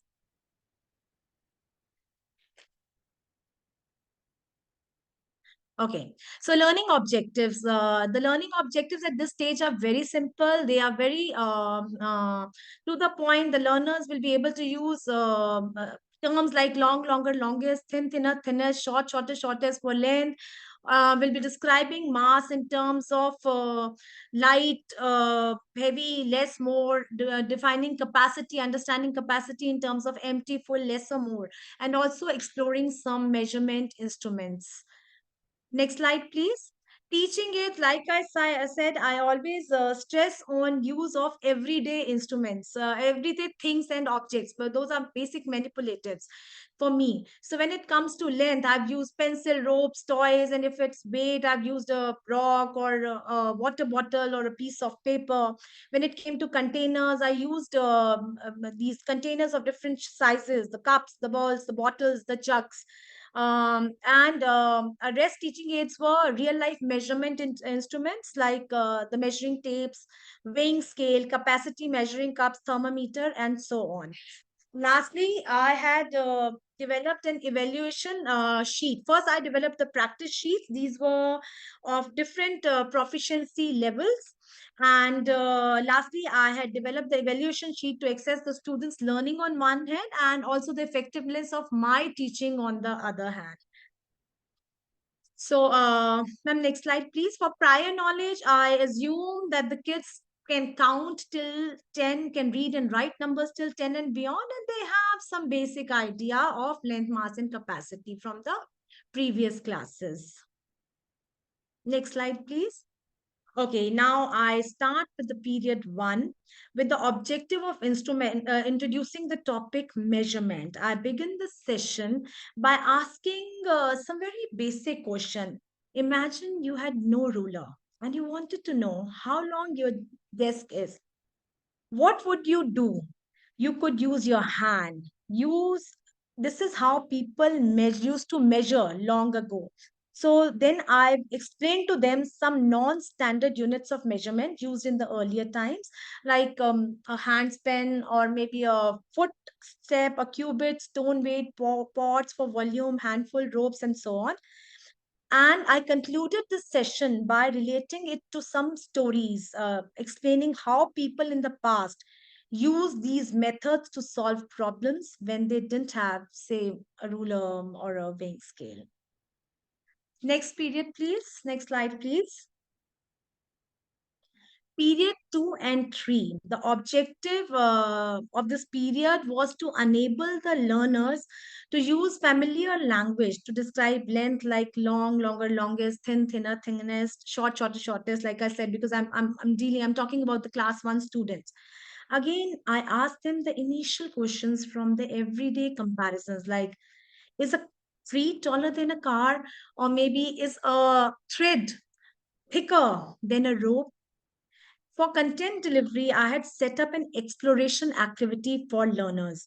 I created stations with the group objects. So there were, say, 4 stations. The first station just had 3 pencils of different lengths to teach them the concept of long, longer, longest.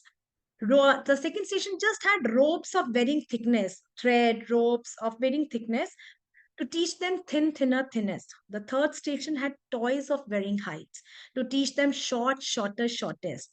And station 4 had plants of varying heights because I wanted to teach them tall, taller, tallest. Then I divided the learners into small groups and assigned each group a station. Also, I assigned simple tasks like maybe find the longest pencil, which pencil is shorter than this one, arrange the pencil from shortest to tallest.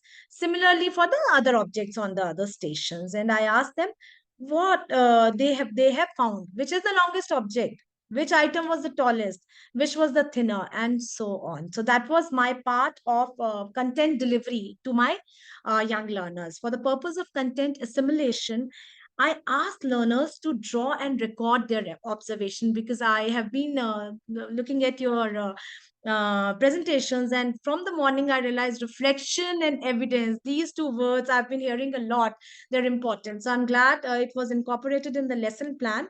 I asked the learners to draw and record the observation. Very simple evidence: draw, write the name of the longest or the shortest object, similarly thinnest or the tallest, and so on. Then I give them a real life task. Very simple. Again, ask the students to compare objects at home. Just ask them, is your study table taller or is your chair taller? Next section, which I always include in my lesson plan, is for the purpose of content evaluation to assess the students at the end of the period. So I ask them questions like, which pencil is the longest? Who is taller, you or your friend? And when I evaluate, I check on the correct use of comparative words and ability to understand and respond. Next slide, please. Similarly, period 4 and 5 with objectives to familiarize learners with concepts of mass in terms of heavy and light and more, and period 6 and 7 regarding capacity, period 8 and 9 regarding measuring instruments were conducted with experiential teaching strategies and have been explained very much in details in these slides. We can just run through the slides. Period 6 and 7 detail much, explain much in detail. Period 8 and 9, please. Again, even the slightest of the detail has been included, that how the sessions were conducted. Next slide, please. That's period 8 and 9. And then we move on to the period 10. Period 10 was about recapitulation, because in these 10 periods, we have been able to cover the topic measurement much in detail. So learners should attempt practice sheet. For me, recapitulation, while doing that, I give them the practice sheets, which were tailored to their individual proficiency levels. These were developed and I have enclosed them in the following slides for each proficiency level. This one is for the medium proficiency level, followed by the next slide, please. As you can see, is for the low proficiency students, and followed by the next one, which is for this high proficiency kids. Next slide, please. So these were developed to cater to the needs of individual students of all the proficiency levels, so that the topic is well understood by everyone at their own pace. Lastly, my period 11, ma'am, next slide, please. Okay, my last period dealt with the assessment and evaluation of the understanding, like I said, of the learners on one hand and my teaching strategies on another.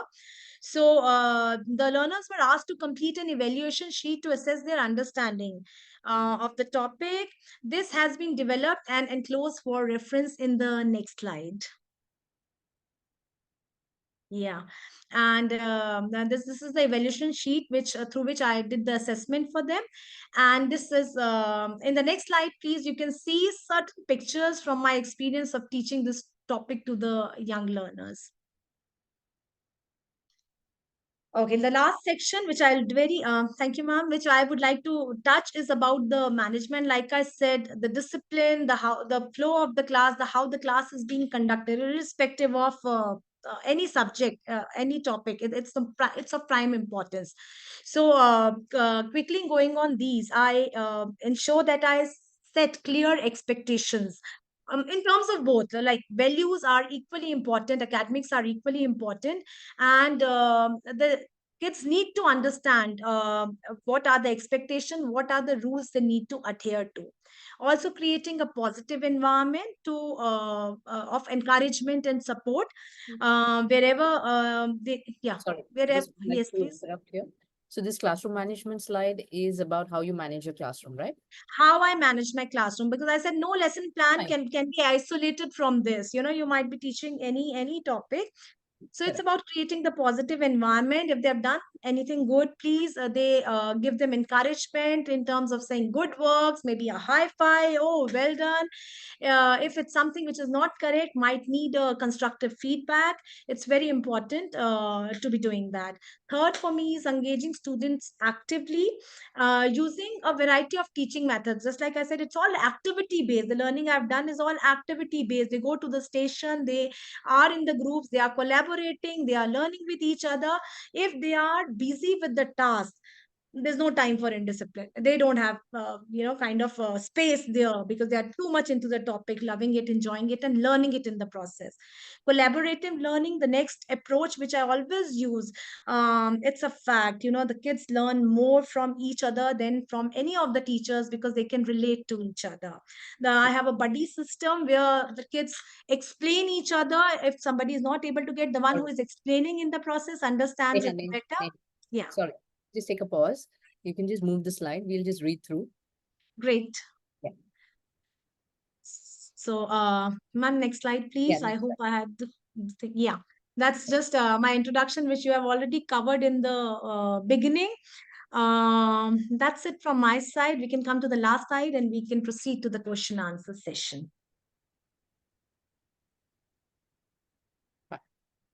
Great.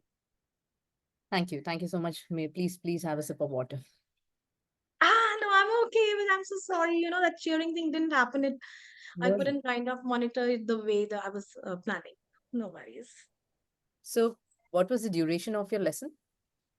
Ma'am, 11 periods.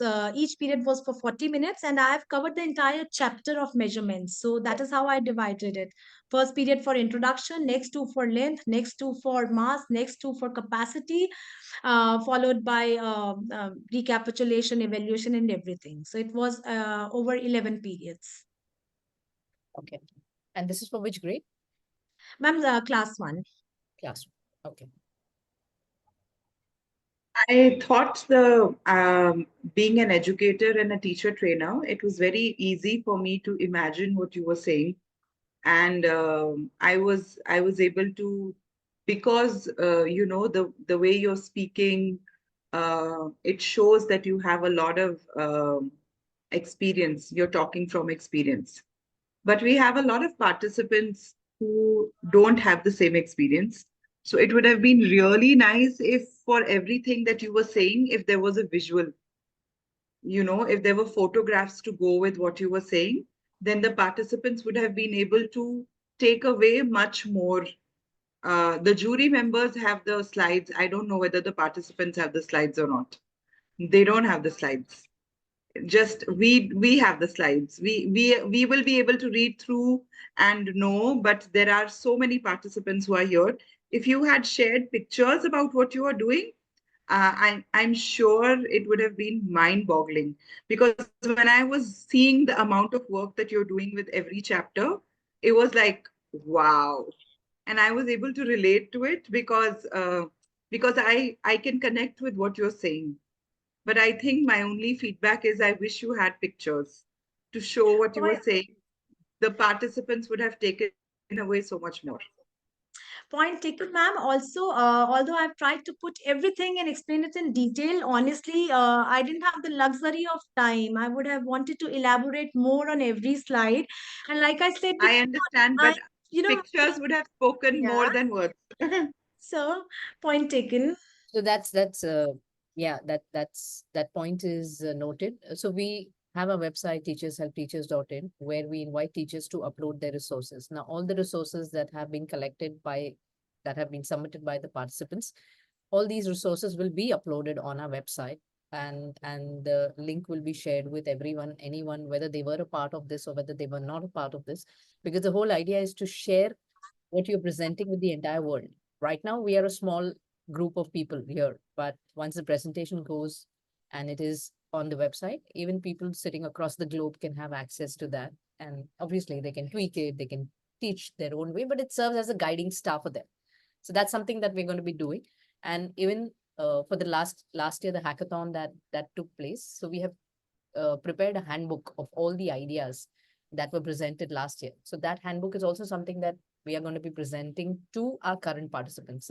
Similarly, a handbook of this year will be presented as well and uploaded on the website as well. So we always document and we always share. So that's something that we believe in doing. And as Asma rightly pointed out, it was exhaustive because 11 sessions, right? So even if you would have taken a part of it and maybe just the length aspect of measurement and explained that how you went about doing it, that would also have solved the purpose. And then you could have elaborated that this is how I want to go about doing the mass and doing the breadth. And that's what I did, ma'am. It's the only length periods which I've elaborated on for mass, and I've just touched it and decided similarly in the other. Yeah. But brilliant presentation. And yeah, Jaysha, go ahead. Neha, I could visualize a classroom with children doing these activities. Great, I loved it. Just wanted a question. I had a question in mind that when you're doing this activity with a small group, especially when you did it on day one where you had different stations. Now, in this, I wanted to understand the number of children that were participating for each station who were engaged in the activity. Second is, um, were there any questions which were asked by the children to you? Yes. Whether it Ma'am, was in the beginning or towards the end? And the third question is, did you do this activity for just those 11 sessions, or was it a continuation to the previous learning? okay. I'm going point wise. Number one, you asked me how many kids. I took a batch of 16 kids together. There were 4 stations which were set up. So there were 4 kids on each station at a time. Secondly, third question I remember you asked me if it's a continuous process or not. Second, I'm forgetting in all the series of 3, so I'll first come on the third one. Ma'am, this is one lesson plan on one topic which I've spoken about. That how will I teach measurement to them? Having said before measurements, I was teaching them shapes. So each and every lesson plan is full of activities. So if you talk about that learning, yes, it's a continuous process. It's just that for these 11 period, this is what is this is the plan, what is to be conducted. Having said that, each of my topics which I have taken is packed like this, with the activities, with the experiences, with the practice sheets catering to the different proficiency levels. So it's a continuous process. It's a kind of, anyways, as per the curriculum, the different topics, they keep coming up and we take them one by one. So it's a very continuous process. Second one, I'm forgotten what you asked. Did your children ask you anything? Lots of question, ma'am. Lots of question. Especially for the capacity thing when they were doing. If there are, I've given them smaller containers and they are trying to find out that okay, maybe 2 cups or 3 cups equals to 1 jug, or the concept of empty or full. They might pour 1 or 2 cups and say, "Ma'am, this is full," and then I might explain, "No, beta, we can still see full." Your idea of full is not it's still here, but it is still the rim. So it was a very interactive session, a lot of questions from that, just to highlight a few. So any activity for that matter is it requires a lot of active interaction from both the ends. So were the So yes. questions pertaining more to the conservation of capacity or number Anything on that? Length or something like that? Ma'am, like I said, at class 1 stage, we are not, we are not teaching them skills at the moment. We are teaching them the basic concepts like the full or maybe half full or, half empty, or we are doing the basics. So yes, they were not related to the numbers. They were more related to the concepts and the clarity on that. Or maybe, in terms of length, I'm still not measuring, is it 5 centimeter or 10 centimeter at class 1 level. I just want them to understand that this is long and this is longer and this is longest. So they were more concept based than scales and numbers. Thank you so much, Neha. Thanks, everybody. Thank you so much for giving me the opportunity. Thanks, Sitan.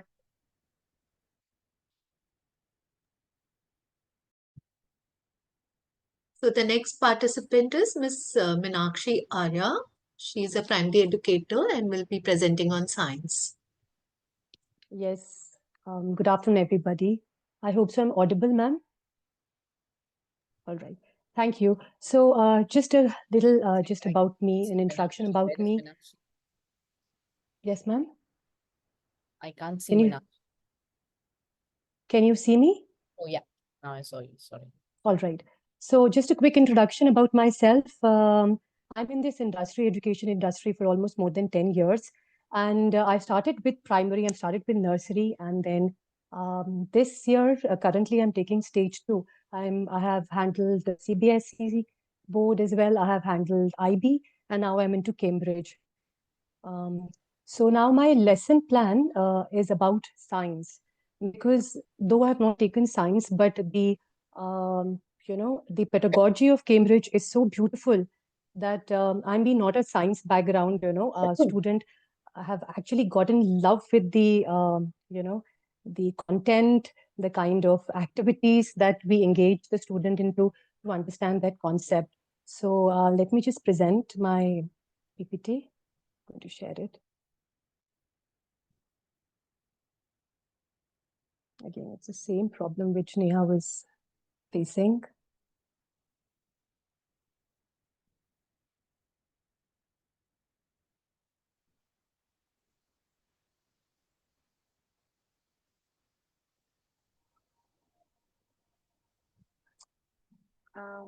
It's difficult because I'm so used to using, Google Classroom.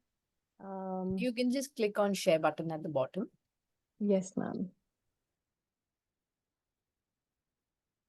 So this is my...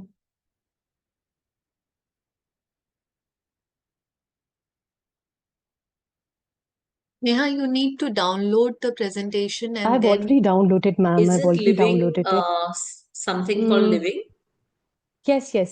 Yeah, so the tab is open. Yeah, The tab just is go open. back to Just share the... the tab. Just let me, I think so. I need to open it on my screen. Are you able to see it, ma'am?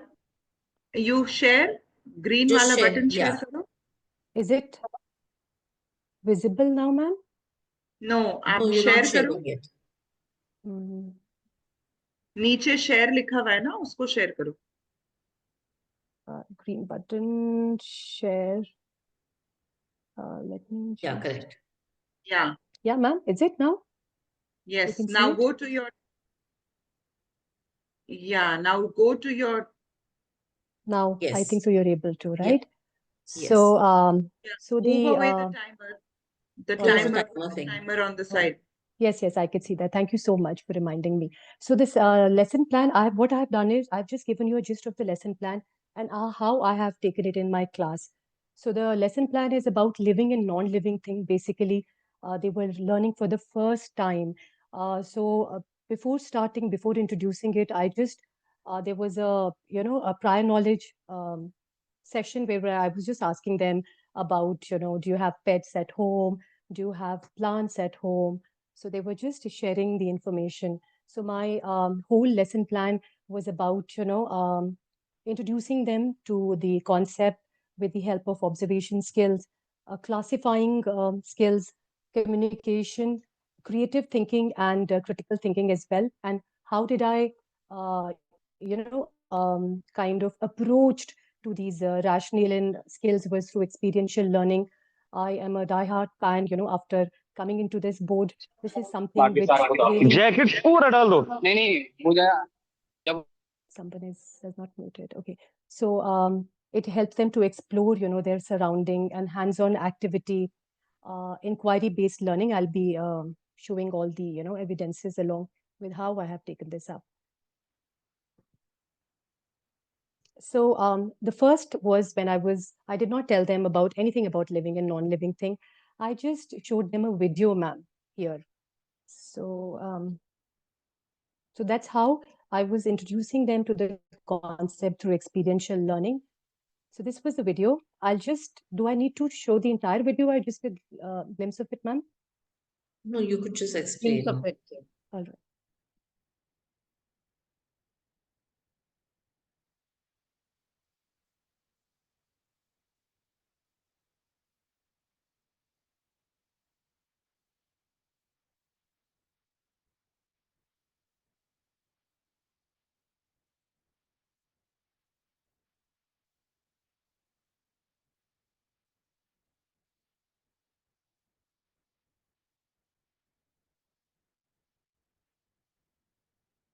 So I'm going to pause here.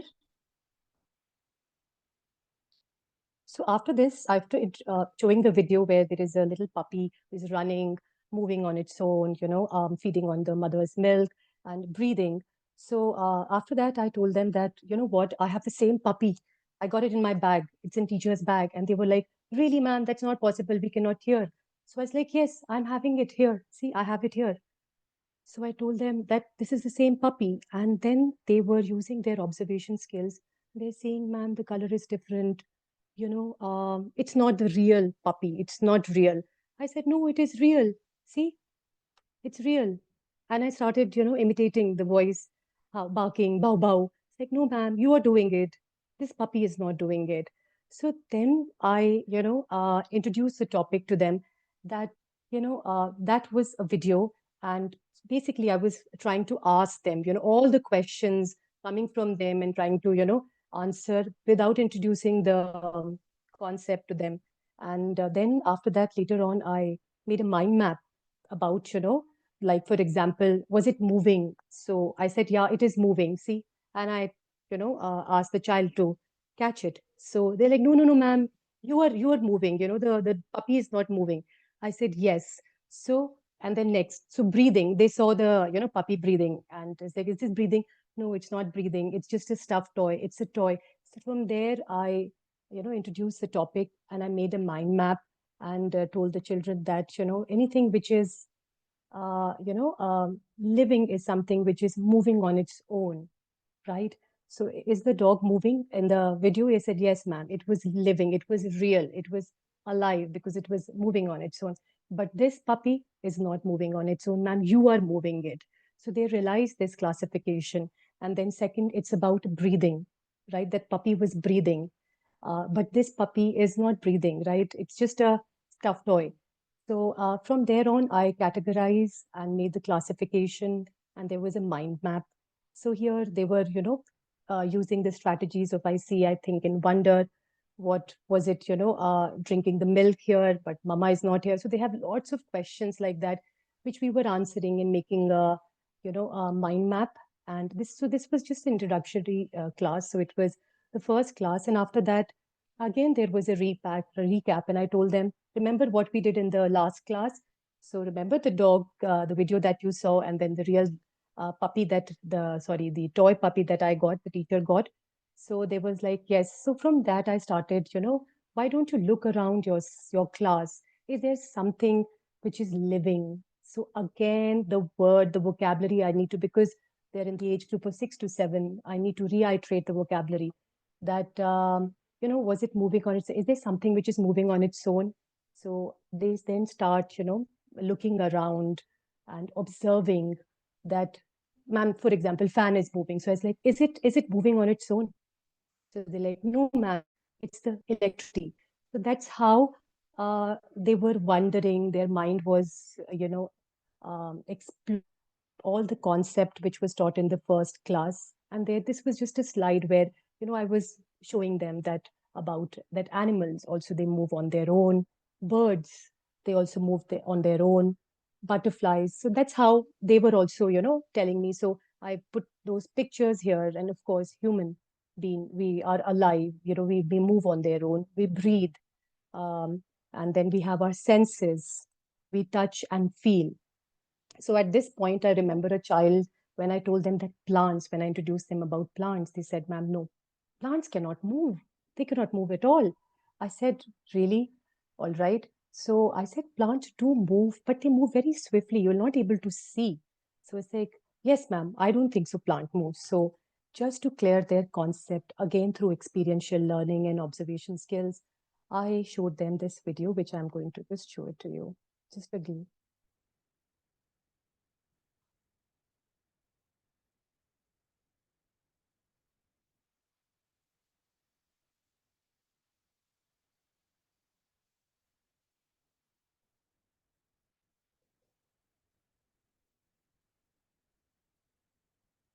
So, ma'am, can I just proceed, because looking at the time criteria? Yeah, sure. Yeah. So they saw the entire video where the plant, which is drooped down, started moving towards the sunlight, and that's how their concept was clear, that yes, plant do move towards sunlight. Then I also took a plant, which I'm going to just share a video about it. It's called as Touch Me Not, that plants can also feel, they can feel your touch, because this was the concept which was not clear in their mind. So through experience, through hands-on, touch and feel, using their five senses, I got a Touch Me Not plant in the class, and just sharing the video because I don't have the video of that. So this was the same thing they were doing. They were touching the leaves, and it was closing, it was opening. So that's how they realized that plants. And then there are children in my class. They are they use internet. They check, and they started talking about Venus traps. So I showed them the video there. That yes, they those are the things which are alive. And then talking about something which is not alive was something like taking the same dog which they have seen in the picture, or having your pet's own pet. So you have to drop them. Does it get any hurt? No, not at all, right? They don't have senses like us. If you will pinch yourself, or if you will touch and feel, you can feel. We are living beings. We feel, because we have sense organs. So that's how I was, teaching them the comparison between living and non-living thing. So they grow, like they have seen in the video, little puppy growing into an adult. And so I again asked, is this the same stuffed toy? Does it grow? Will your books become bigger? Right? It's you as a child, you were born, and then you are growing up. Now you're in stage one, you'll go to stage two. That's how living things grow. And non-living things do not grow. So giving them experience about things around them. Say I have taken this up, breathing, and about the five senses. Ma'am, this was my second period, and this was the third period to solidify their concepts. I took them for a nature's walk, and I'm blessed to have a campus with more than 200 trees in my, school. It's a very nature-rich campus. There I went, and along with my children, and I just want them to see, observe whatever they have learned in the class, inside the classroom, taking them out, and again feeling, touching. um, this was the picture when I took them out. It was a class of around about 18 children at that time. So they were trying to touch and feel the plants, the same concept which was going in their mind. Ma'am, is it a touch me not? Can we spot a touch me not in the school? And this was a nature's walk. And once they got back, it was a reflection class where I asked them to, if even if you have picked up something from the nature's walk, can you just sort them out into living and non-living thing? So this was the evidence which they have, created, if you can see, ma'am. So whatever they have, so because as I told you, the premises is having a lot of greenery, so there were spiders, and there were, animals there. We also have a small pet area where we keep rabbit and hen. So, animals are moving on their own. They have their babies there. So that's how it started. And then my next class was into classification, again reiterating the same concept, with my introduction and with this. The other activity later on was, growing up, germination, that how a seed from a seed, a plant grows up. So all that. And then later on, I also did a think and pair share activity, because in a class, there are few children who are little hesitant. They may have drawn, but when it comes to sharing, their information, uh, they are little, timid. So they don't come up with with their understanding. So there was a collage which they have drawn, and this is something which I love, is integrating the concept through different subject. So this was an integration of their learning. They learned, a song on living things in their music class. So it was my sir who was, teaching them about the song. So that's how the same concept is being also taught in the other subjects as well. And they were happily enjoying and learning the song. And when it comes to assessment, ma'am, every teacher, I mean, like, the teacher's main role is not just teaching. It's more about, creating experience for them. And so at the end, though they have done their classification, Cambridge has an ongoing assessment. They can reflect through their, nature's work. They can also draw something in their notebook, three things which are non-living and non-living things. But I love to play quiz with them. So I just happened to, have a quiz where there was thing popping and they were answering whether it is living and non-living thing. It helps. It also helps children who are, gamification, those who are a little hesitant. They love to, with that spirit of peers, they also dive in and, share their understanding there. And these are the notebooks work where they have colored some, formative assessments done. And then in our sheet also, we have different form of assessment. That's it. Thank you so much.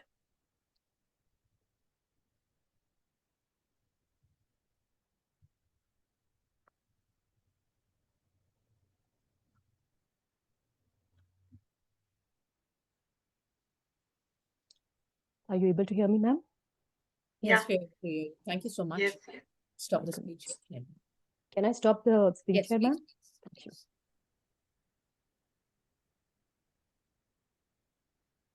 Thanks, Meenakshi. It was a really nice presentation, and I'm Thank you so so much. glad that you used a lot of pictures to Yeah. explain what you were doing. It was simple, but it's something definitely that people can take away. And I like how you integrated the class with music and showed us that you integrated it. A lot of hands-on activities and Thank you. simple things which people can take away. Yes, ma'am, And because the age group of children that I deal is with 6 and 7. I can't show them very complicated. I have to be like them, yeah. sometime a joker in the class and trying to, drill the concept to them. Have you tried taking a real turtle or a fish or something for living? No, because they themselves were explaining. Say, I told them, Ma'am, Meenakshi ma'am is having a pet in the house, right? I give them food, like how we eat food. So then after, it started from animal itself, ma'am. So they were able to recall and, they were sharing their experiences. So it was wonderful, the class, when children, reflect. And Very nice. Very nice. I loved it. Thank you, Meenakshi. thank you so much. Yeah, so I like the way you simplified everything and you drew the similarity. I mean, the hook was engaging. The story of the dog, the life journey of a dog was engaging. Help them understand and get them to kind of hook to the topic, that concept that you're trying to cover. So that was really nice. And then I like the way your lesson plan progressed, and the puppet that you got, which brought in an element of curiosity, where the kids would Absolutely. go, wow, what's come into the classroom, and then, drawing the observation that, okay, this is different from the living thing. This is a puppet, you are making it move, whereas Yes. Because it was very difficult, ma'am, for them to understand, especially plants. Otherwise, if this is not clarified, in their mind, then they keep thinking that, how can it be possible? It cannot move like how we move. So were there any, challenges faced when it came to assessment in that case? There are, ma'am, because see, we have mixed ability group in the class. There are few children who need, one-to-one approach. So luckily in our class we have a buddy teacher. So if I am, there are children who are so curious that they don't even let others talk.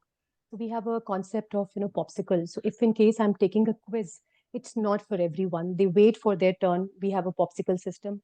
I have their names, written on them, and I just take it out and I said, "This is your turn. All right. So you need to wait." So they are very excited that my turn. And this is how even the learners who are little hesitant, as I told you before, they also kind of, find it very interesting and, that, oh, it's my next turn. So sometimes they speak, sometimes they don't speak. But yes, I have to give them one-to-one. Otherwise, it's difficult for them, to express whether it is written or whether it is oral. And what inspired you to bring in that idea of the dog in the story? I really, to drill this, I mean, like to make them understand this concept, I need to first think from my kids' point of view that how can they even understand whether a plant can move or an animal can move. So this is how when they are all into, and it also give a scope to learn for children who are auditory, who are visual learners. And these days children, they like when they see something, a real life thing, and it really spark their curiosity and become a lifelong learner. So that was my simple, yet they are able to understand the concept. That's all. Thank you. That's it from my side. Anybody else? Anybody in the audience would like to ask anything?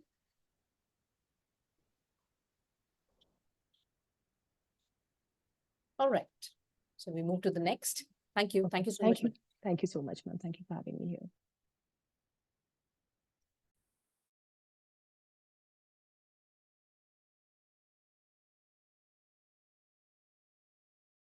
Sorry, I was on mute. The next presenter is Ms. Ritu Madan, and she'll be presenting on science.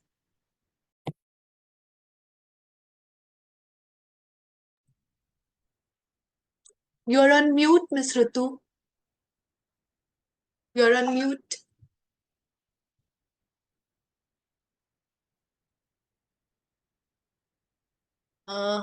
Are you not able to unmute yourself? Yeah, actually, it was disabled on my system. All So, right. good afternoon, everyone. I will just give the introduction first, and hopefully the timing or the timeline will not start. Good afternoon. I am Ritu Madan, and I'm a Cambridge teacher, and I'm also taking stage 1. And I am really lucky to be sitting here and watching so many presentations. There are many takeaways. So thank you so much for that. Now, I would like to start my presentation with a quote. I'll just share my screen. Hope you are able to see. Are you able to see? Yes. Now. Okay. All right. I'll just put a slide share. Okay. So as a science teacher, I'm not only a science teacher. When you are in stage 1, you are taking care of language, science, math. But I have personally taken science for this presentation. So whenever I'm creating a presentation or I'm creating a lesson plan, there is one quote always there in my mind, which is, tell me and I forget. Teach me, I may remember. Involve me and I learn.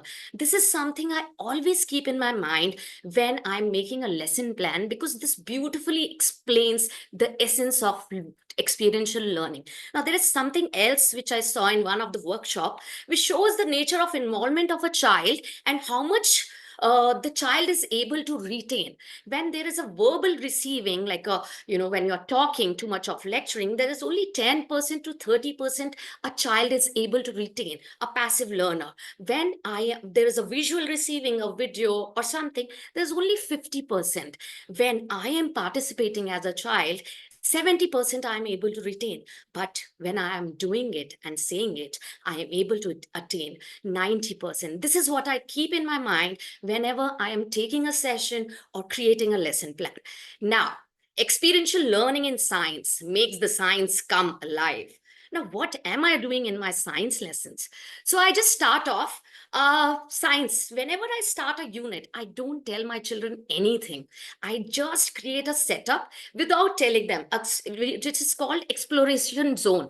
For example, I wanted to tell them, I'm telling you, I don't tell the kids. For example, I wanted to teach them about force. So I created some innovative strategies or the activities like a maze with a magnet, like a race of a car, like a race of a ball with blowing, a blow painting, so that they understand, they keep on exploring, think, puzzle, and explore. So what happens, I told them, go and play, and they started playing, exploring the whole setup, and enjoying it, and just thinking, wondering, having questions, what is going. And in the end, they are enjoying. I was just the facilitator, the first rule of experiential learning. I was just observing and, yes, managing the class, but they were exploring everything.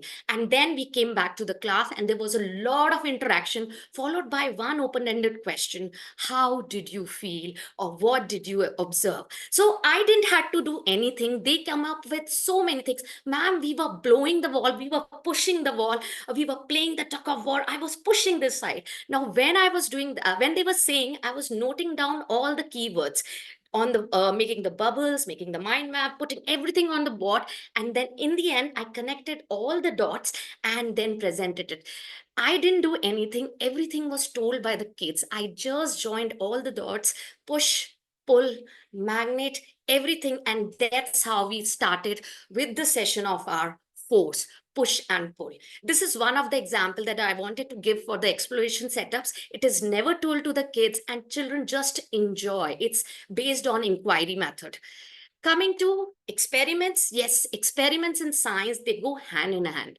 So for example, I was teaching about materials. So I led the kids, I believe in collaboration. So I let the kids do the experiment. I provide the resources, and what they have to do, they will be given a sheet. They have to predict and then do the testing and then match, predict an actual result. So there's a lot of enthusiasm, a lot of discussion happening, whether properties of the material, absorbency. I give them the material, so they find out whether the material is able to absorb or not, whether the material is bending, waterproofing. So I mean, you can see in the pictures. So this way, what they are doing hands-on.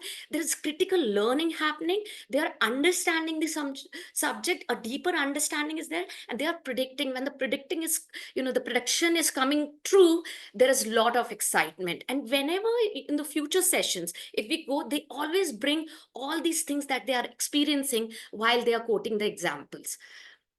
Coming to next strategies, role play. When I'm playing a role, or a child is given a chance to do dramatics or play a role, they always do a lot of research. They go deep into the particular concept. For example, we were talking about space. A child took a role of a astronaut. So he, managed everything as an astronaut, and he had a direct experience of being an astronaut, and the way he presented it, it was, I mean, nothing can be, explained in words. Yes, field trips, absolutely.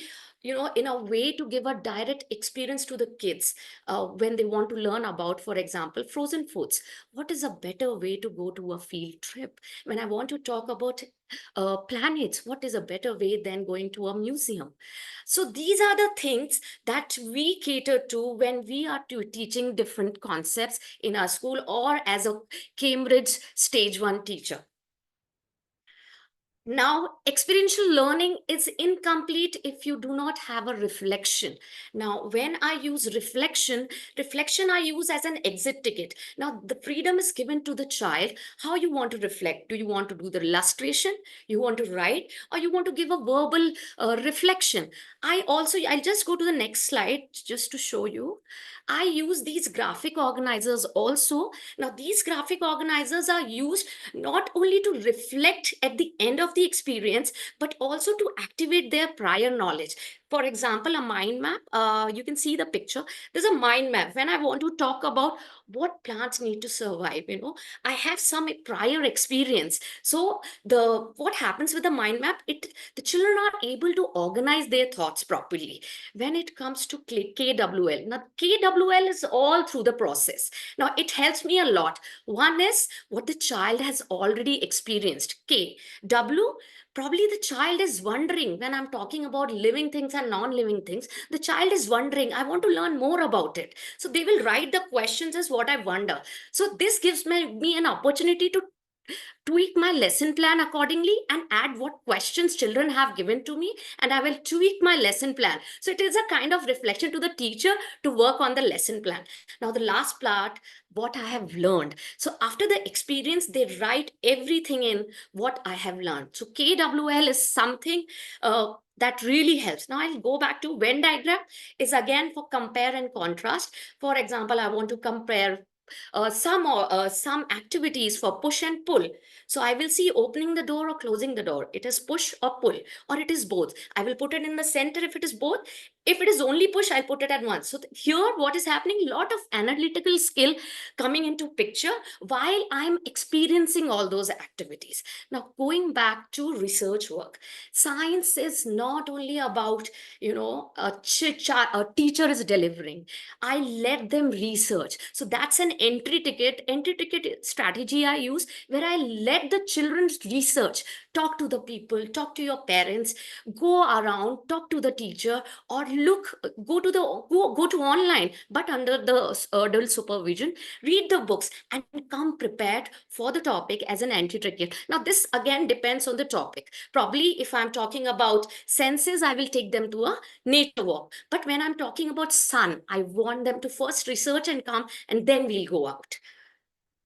Okay. Now, poster making is art integration, and children love to do art. They are so motivated. So when I was teaching about electricity, what happened? We came to the topic, how to save electricity and water. So I told them, brainstorm how we can do it. So what did the ma'am? We'll make the poster and we'll go around the school to create an awareness. And beautifully, 6 years old, they made beautiful posters, and they move around the school to create an awareness about how to save electricity, how to save water. They not only, went around the school, they went out also. And people were asking them questions. That was the learning they had at that time. And I actually use a lot of videos and movie clips. So I'll just talk about, I wanted to teach them survival needs. So I just put a clip of 2 minutes of Castaway. Now, Castaway movie is about a courier guy stranded on an island. So I just showed them for 2 minutes. After that, I took a pause and I said, what did you observe? One open-ended question. And they're like, ma'am, he doesn't have a phone. He can't eat anything. He can't drink. That's a salty water. Ma'am, after some time, he'll be dirty. What he will wear? So everything I kept on noting down. And that's how I made a whole bubble. And we came out with the word survival needs. It was beautiful session where I did the talking less and the children were talking. Everyone will get, as Minakshi said, we use popsicle sticks. So everyone was getting the choice, because when they look at the video clip, they get excited to answer. So we need to, the classroom management, one is popsicle stick, or, okay, I'll go to the next slide. So nature walks, observation, very interesting and excellent strategy for living, non-living, senses, and you want to show them microorganism, go to the lab and let them make the observation. You want to teach them about global warming, a bear with water, ice, and the water level is going up. Let them observe and come out with their own interpretation. Guest speaker, amazing direct one-to-one experience of the child. When I want to teach them about how the animals are treated, veterinary doctor is the best person to have the conversation with. Or I want to teach them about time zone. Why not we have a virtual conversation with the person sitting in Australia or some other country? And I did that. It was amazing the way they were answering, or the way they were questioning the person. The other strategies which goes along with a lot of sessions, think, pair, and share.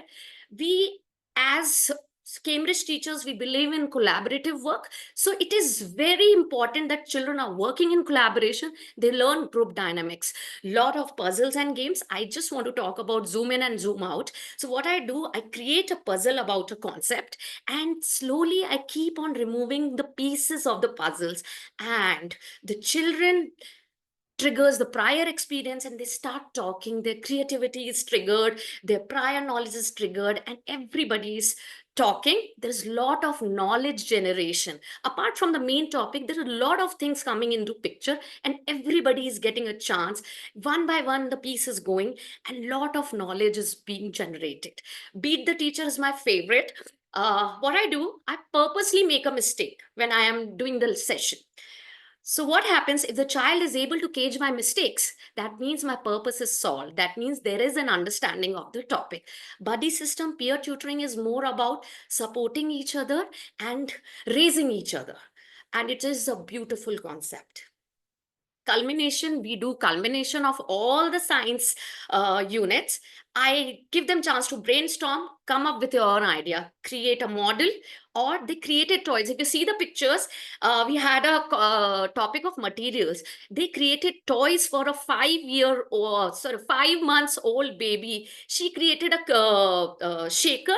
The other one created a party popper for a 5-year or a 1 to 5 years old child. And the idea was brilliant the way they created. And some people have created those I don't know the name of that, but it was beautiful. I could have put all the pictures. Now, the assessment part is not only the written part. I give them, because we believe in differentiation, so I give them a choice board. You can present your learning in the form of a song. You can present your learning verbally. You can present your learning in writing. You can present your learning in illustration. These choices are given to the students. But yes, the main assessment as part of the Cambridge curriculum, it is also not written, it is based on real life experiences, and different sheets are given where the scaffolding is required. A child is provided with the scaffolding where the child has to be challenged. A challenging worksheet is being given to the child. With this, I have my reflection, which you can read on the screen. I just want to talk about the second point. Whenever you're bringing experiential learning and you are a pro for experiential learning, availability of resources and your thoughtful planning plays a crucial role in maximizing the benefits of experiential learning in any field, in any category. Thank you. I would like to end my presentation with the last quote, which you can read on my system or on the screen. Thank you so much for the opportunity. I'll stop share, ma'am.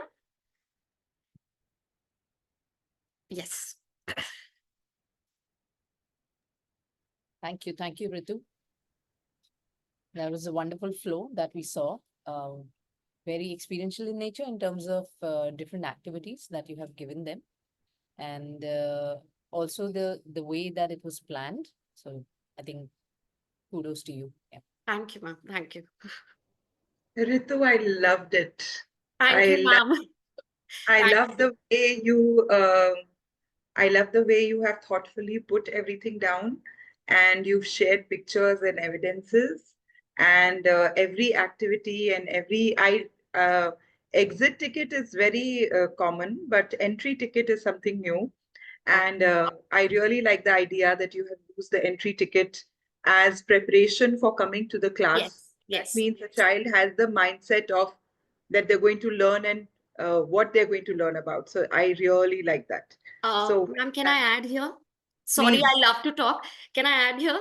Please, So what please, happens, please. they're very small. The base is, if you don't give them a base, if you keep on giving them, they will never learn to do it for themselves. So when you Absolutely. give the chance to explore, because they're very small and they have a fresh perspective. If you tell them that you have to research, take my words, they will do it, ma'am. And I think I've put the pictures also. So Yeah, it's a brilliant. beautiful Brilliant. experience to be in a 6-7 years old class when they listen to you and the kind of questions they have. And Yeah. I always believe in why and open-ended questions. Your presentation reminded me of my teaching days. So I went back in memory, went back in time, and it made me want to come back to teaching. I feel like going into class and It's a teaching big again. compliment for me. Thank you so much. Well done. Well done. It was really nice, Ritu. Thank you so much, ma'am. Thank you. Any questions? No, Ritu, I loved your energy, and I'm sure your children must be loving your energy as well. So a lot of positive points. I mean, a lot of things. I loved the exploration session.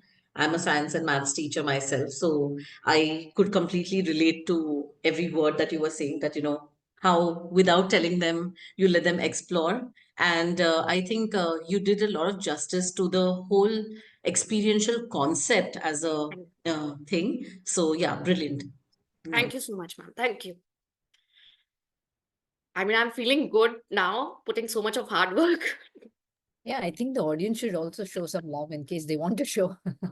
You can show your thumbs up in case you have really, really liked presentation.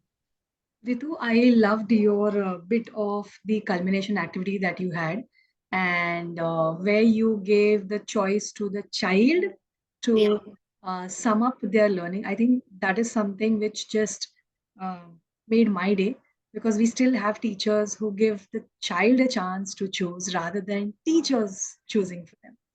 No, ma'am, choice board is Wonderful. something I really love. I mean, I have children who have presented in the form of a song. I don't want to write. I said, it's okay, don't write. Tell me what you want to do. I want to just sing a song. I have a song. It's all right. Let's do it.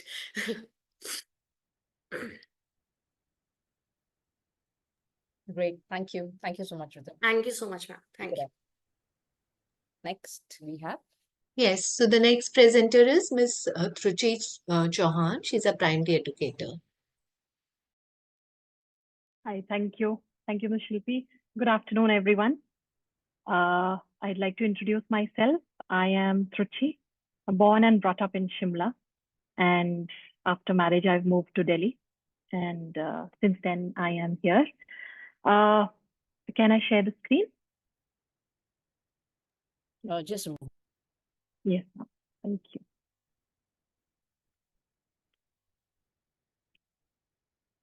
Yeah. Ma'am, it's not allowing me to. Now you can. Maybe.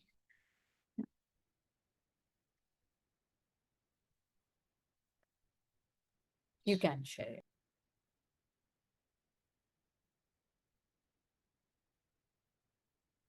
I hope the screen is visible. Yeah, so today I'll be walking you through the role of provocations or learning spaces in early years. To start my presentation, I would like to read the statement. When your child asks you, why is there a moon? Don't reply with a scientific answer. Ask him, what do you think? He will understand that you are telling him you have your own mind and your own interpretation, and your ideas are important to me. Then you and he can look for the answers, sharing the wonder, curiosity, pain, everything. It is not the answers that are important. It is the process that you and he search together. So I'd like to lay emphasis here that it is the process that matters and not the product. So here I'd like to ask my participants, what excites you? As teachers or as aspiring teachers, what gets you curious? Anybody, just a pop-in session. You can just say, what causes a sense of wonder in you? Every day you go to school, why are you curious? Anybody would like to share his or her thoughts? Anyone? Why are you curious every day? What excites me is getting that tube light on in the mind of a child. That's what excites me. Absolutely. Absolutely. Thank you. Anybody else?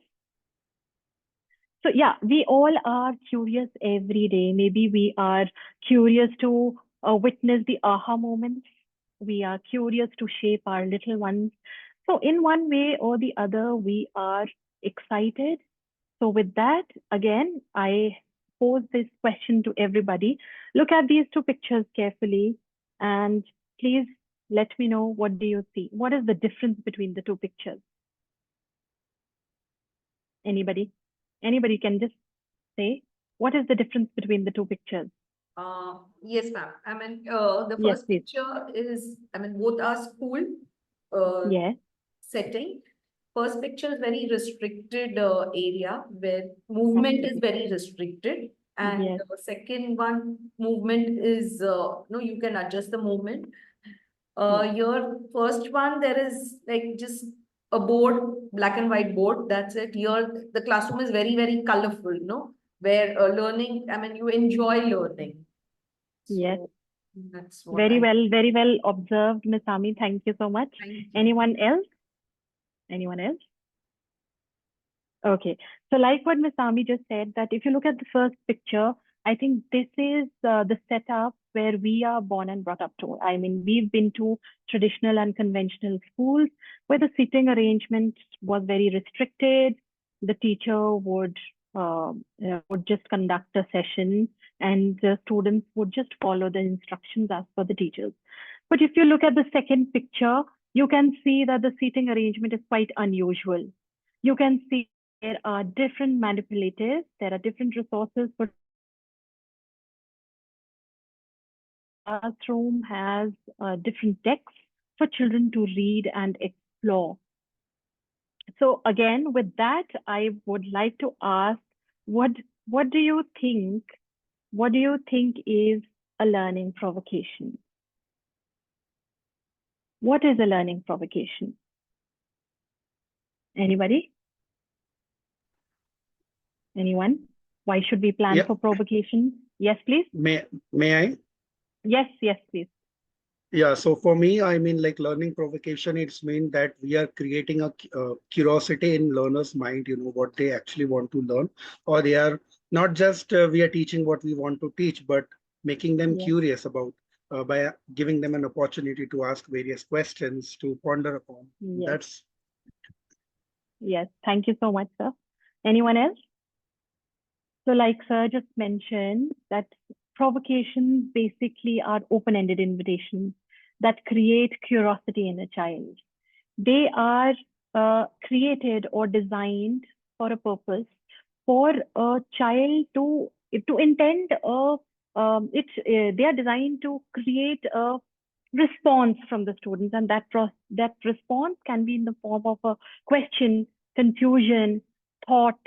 So, learning provocation, like for example, as a grade one teacher, I feel that, as per the curriculum, everything is going fine.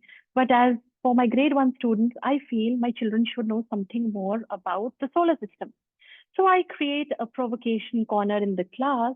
And when I create, I see that there are some children who are intrigued, who are invited towards the station and want to delve deeper. They want to delve deeper that, ma'am, why do we have 9 planets? What is a galaxy? Why do we have seasons? What causes rotation? So this is what a learning provocation is. And in a nutshell, learning provocations are the simplest way to explain a provocation is something that provokes and invites learning, interest, creativity, and thoughts. They allow children to freely explore, create, and critically think. And as we are inquiry-based school, I feel that this is the learning environment that we provide to our students.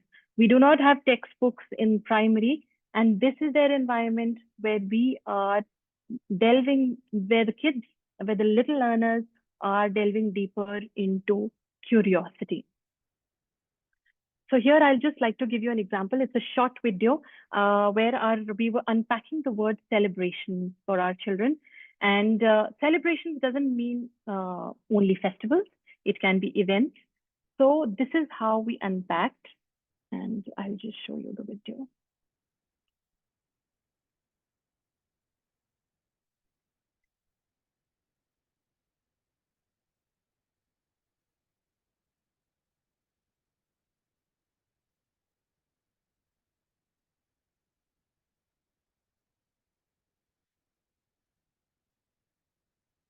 So sorry, just a minute.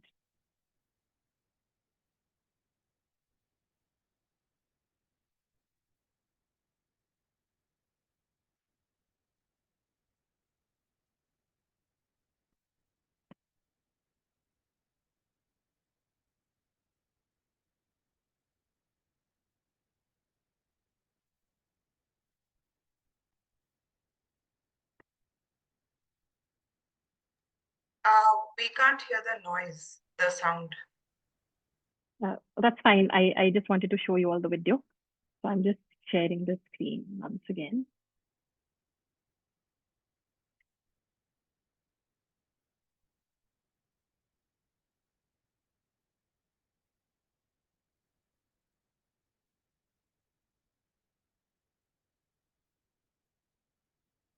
So if you just saw the video, like I said, that we were unpacking the word celebration. So in the month of August, we had Friendship Day coming, and in the month of August, we also celebrated our Independence Day. But at the same time, we have two other countries' Independence Day following in the same month, Korea and Pakistan. So children not only were unpacking the word celebration, but they were also learning a little bit about the intercultural connection. They were also learning about the mapping skills. Okay, ma'am, where is Korea? I want to find where is Korea on the map. Or ma'am, I know flag. What is the tricolor? Can I do this craft? So if you see that there were craft engagements also kept, so that because our children like to touch and explore. If you see, there are children who like to read books, so we had kept some research material also, because probably they want to find that why do we celebrate 15th August. So there were books kept. What is Friendship Day? What is the relevance of Friendship Day? So this is how we create provocation corners. And I'd like to say something here, that provocation can be in the form of a provocation corner. It can also be in a form of a guest speaker. It can be in a form of a display. It can be in a form of a thought-provoking statement. So here I'm just giving you an example. If you see, this is our children were inquiring about water being a limited resource, and we opened up the entire unit to them. First, talking about where does the sources come, what are the sources of water? So the mountains are there. Then, okay, what causes water cycles? So doing the experiments here around the provocations. And then later moving to the third line of inquiry, which was on pollution, how water is being polluted. So if you can see, we've even created a river. So we updated this corner as and when we were progressing through the unit. The next example, so sorry.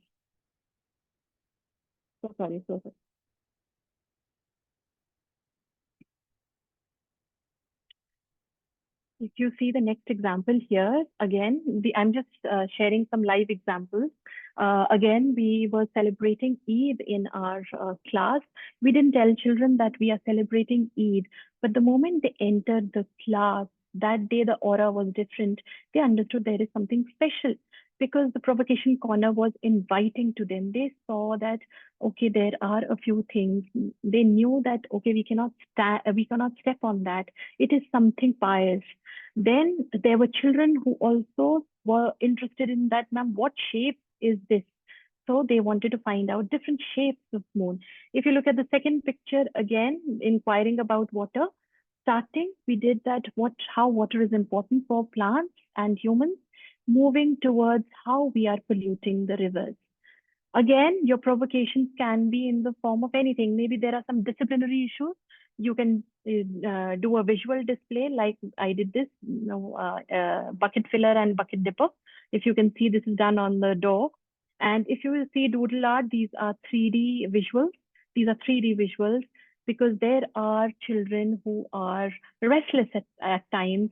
So you can create such corners which prove magical. Again, you want to, we were starting with the unit on imagination, but we wanted to unpack the word. We didn't want to tell them that this is imagination. So we just gave them an abstract piece, and then their different perspectives came.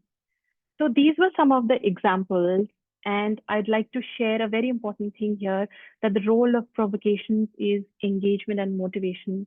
When your children you create provocations to attract the attention of students. And when your children are involved in the process, engaged in the process, they are even excited. Critical thinking, of course, it develops critical thinking because we have thought-provoking questions. We have open-ended statements for children to think critically. They apply their prior knowledge to what is being taught. It further enhances their creativity and imagination. They become problem solvers and problem finders. Inquiry and exploration, you never know, one corner can lead to an independent inquiry where the child would be really interested in one particular thing. And if you have designed it properly, again, it can lead to many inquiries. And for our little ones, whenever we plan provocation corners or spaces, we make sure we plan hands-on engagements because our children learn through sensory play. And such corners, they definitely have a positive environment. Children are excited to enter the classroom. So this is it, and I'd like to just be very crisp on this, that how to plan exciting and meaningful provocation is very important, because at times what teachers do is, just to make a corner inviting, they just put everything in that corner. So please, everything is designed thoughtfully. First, you should know what your students actually want to learn. Second is choose the right classroom space. At times, teachers just create a station in between many stations, and the child doesn't even identify. So make sure when you are creating, it should stand out. It should catch the eye of the learner. Plan your engagements and gather your materials carefully. Whenever you have kept any materials, please don't make it just attractive. Your each and every resource you have to put your mind, and wisely you have to take a decision that this is what I want my children to learn or create with this. And always have one big question in your mind that will lead you to the inquiry. Please don't have too many questions. Have one big question and then consider the flow. How much am I supposed to control the inquiry? How much flow am I supposed to give it to the child? So these are the things to plan a meaningful provocation. And please, again, this is a very important slide. I wanted to just highlight this as well. Whenever you create a station, just look at the station and just ask these 3 questions. Would you be attracted to an activity like this? What would you do with something like this? Is everything accessible? Is everything clearly displayed? And the third one is, do you have any idea of what you would do with an activity like this? So these are the 3 questions, and I'll just make it. I think that's it from my side.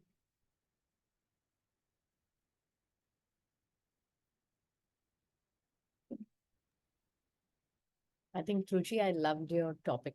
It is something which Thank you, ma'am. gives so many takeaways to so many of us, irrespective of whichever grade you're teaching, I guess, because this is where integration can happen. Yes, yes. Learning spaces can bring about integration in the most beautiful manner for all grades, for that matter. Yes. So yes. I loved the way you explained, very simplified and very well planned. So I really loved it.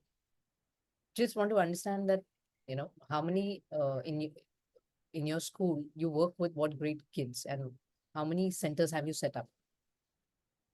So I am teaching in Pathway School, Noida. I am a grade coordinator. And I have been, Provocations has been my baby. I've been mentoring the teachers for provocations, and I think I've created many provocation corners, and I do mentor the teachers. So I mean, for EY till grade 1, this is our learning environment, like I mentioned earlier. And now moving to the upper primary also, this year I have planned some engagements and provocations with grade 4 and 5 as well. Lovely. Yeah. Thank you. Thank you. Thank you, ma'am.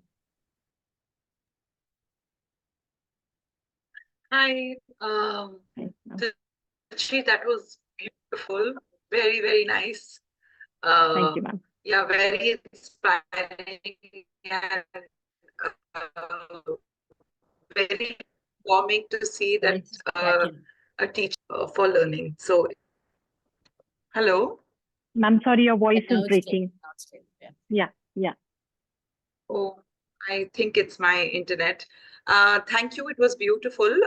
I loved every provocation, and it was so beautifully done.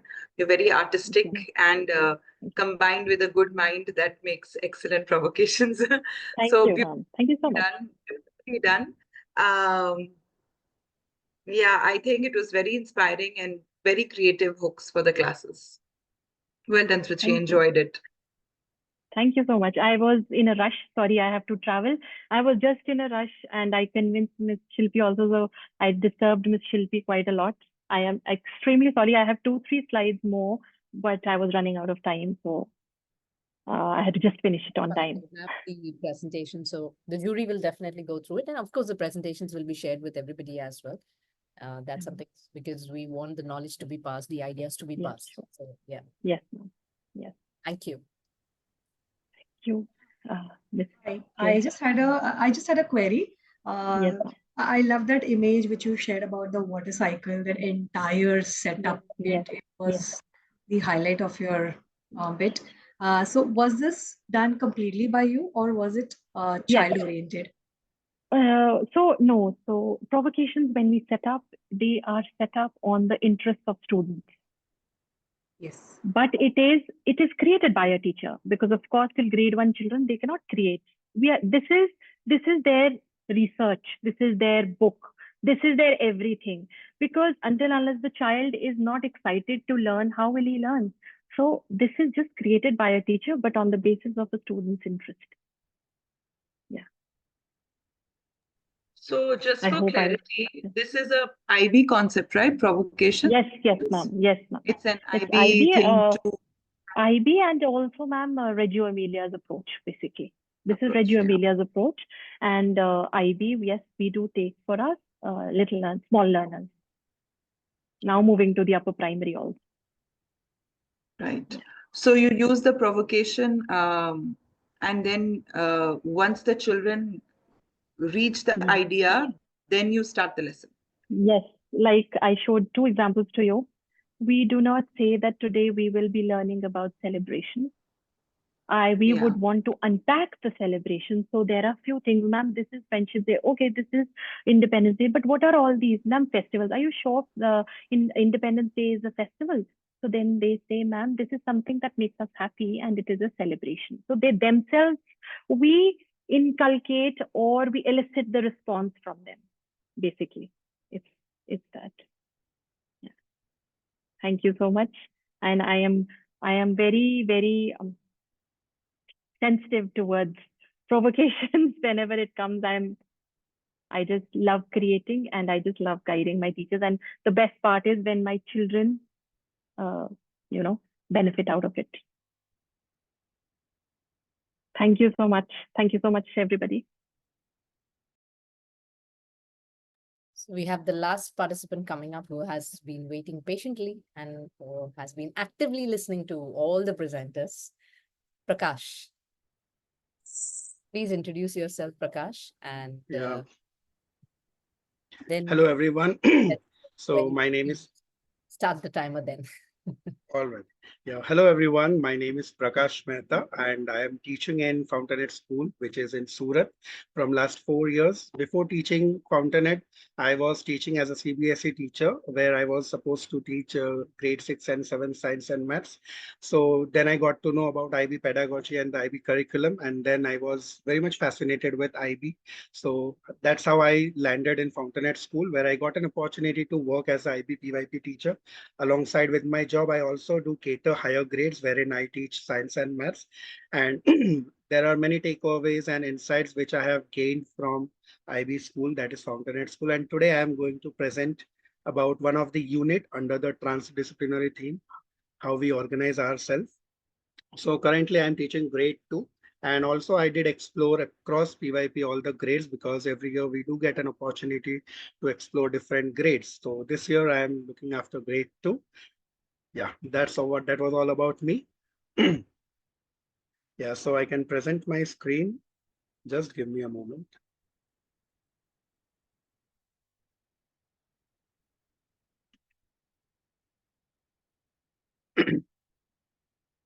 All right, I hope my screen is visible to everyone and I am completely audible. Yeah, so like mentioned by the previous teacher, that in IB we do, put a lot of emphasis on provocation, and we do not tell the students what we are going to teach them. So whenever we change the unit or whenever we introduce the transdisciplinary theme, we also take them through the descriptors, but we don't reveal the name of the unit. And that's how first we start with the prior knowledge checking. So in prior knowledge, we specifically do a lot of focus and on split screen. So the slide that you can see in front of me, in front of you, is called split screen, wherein there are 3 columns. So we first take them through what we are going to learn about. So here I have written to check the prior knowledge of the students, wherein I have not mentioned any specific topics. The learning to use, so we have mapping with the LO sheet, wherein, what ATLs are we going to cater. So thinking skills and communication skills, we are going to enhance in our students, wherein the sub skills, speaking and viewing, and also we do make connections with I can statement. Considering grade 2, 6 to 7 year old kids, they do not have that much idea about I can statement, wherein in each class we have a big poster wherein all the I can statements are there. And the learning engagement that the teacher plans has very much to do with the I can statement. And learner profile, we are going to develop thinkers and communicators. So now they all will be much excited to understand and to know what the next session or what the next activity would be all about. So option one, so in this unit planning, we have unit leaders, wherein the unit leaders give us the skeleton and all the buddy teachers. So here we have differentiation in mind. So the unit plan doesn't look same for all the grades. So the buddy classes, I mean the 2 classes out of 8 classes will follow the same flow. So me and my buddy teacher, we have planned this entire presentation, and that's how we have implemented in our class. The first option, we have given them gallery walk. So in gallery walk, we do take students outside the corridor, and we have demonstrated and we have decorated the corridor in a way which has something to make, which has something to give them a sort of idea about what the unit would be all about. So grade 2 students' prior knowledge was checked through a gallery walk. The students got an exposure to various signs and symbols. So here, because I have completed this unit, and that is the reason why I have mentioned the details. But when we take with the students, we do not mention that, yeah, we are going to see signs and symbols. So here you can see the pictures, wherein 50 to 60% of the students, they get a rough idea that, I can see a lot of visuals, I can see a lot of signs, I can see a lot of symbols. So that's how they are coming up in the class, and they might tell when we take the reflection that yes, the unit would be about signs and symbols. So here you can see a lot of, speed breakers also we have kept in between, so that, they can make connection with the traffic rules, traffic signs. Students are taking note what they are observing, because the teacher has to instruct them that after 20 minutes of wing observation, we are going to take a reflection that what did you observe, and we are going to introduce a thinking routine, and that's how we take the reflection.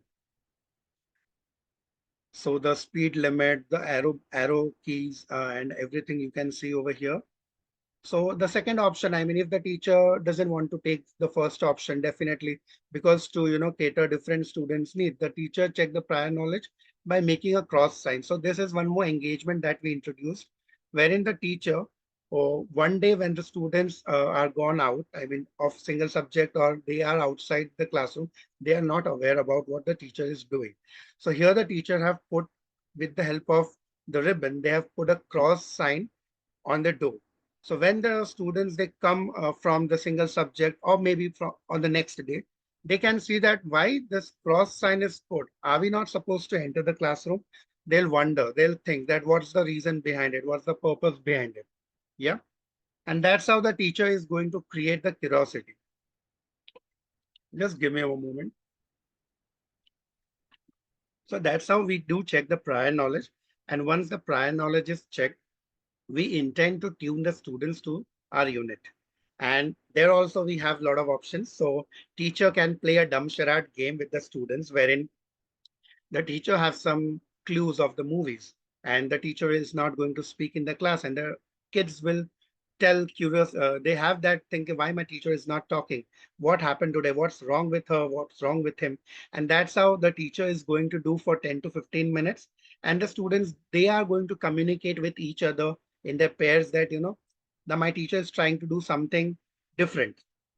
So that's how we tune the students. Also, we have an option of read aloud, wherein there are different read aloud. If I have to give example, Mr. Pine forgets signs. So that's a one read aloud in which the characters is throughout his journey, he's forgetting, he's have the habit of forgetting things. And that's how signs and symbols help them to, look the way.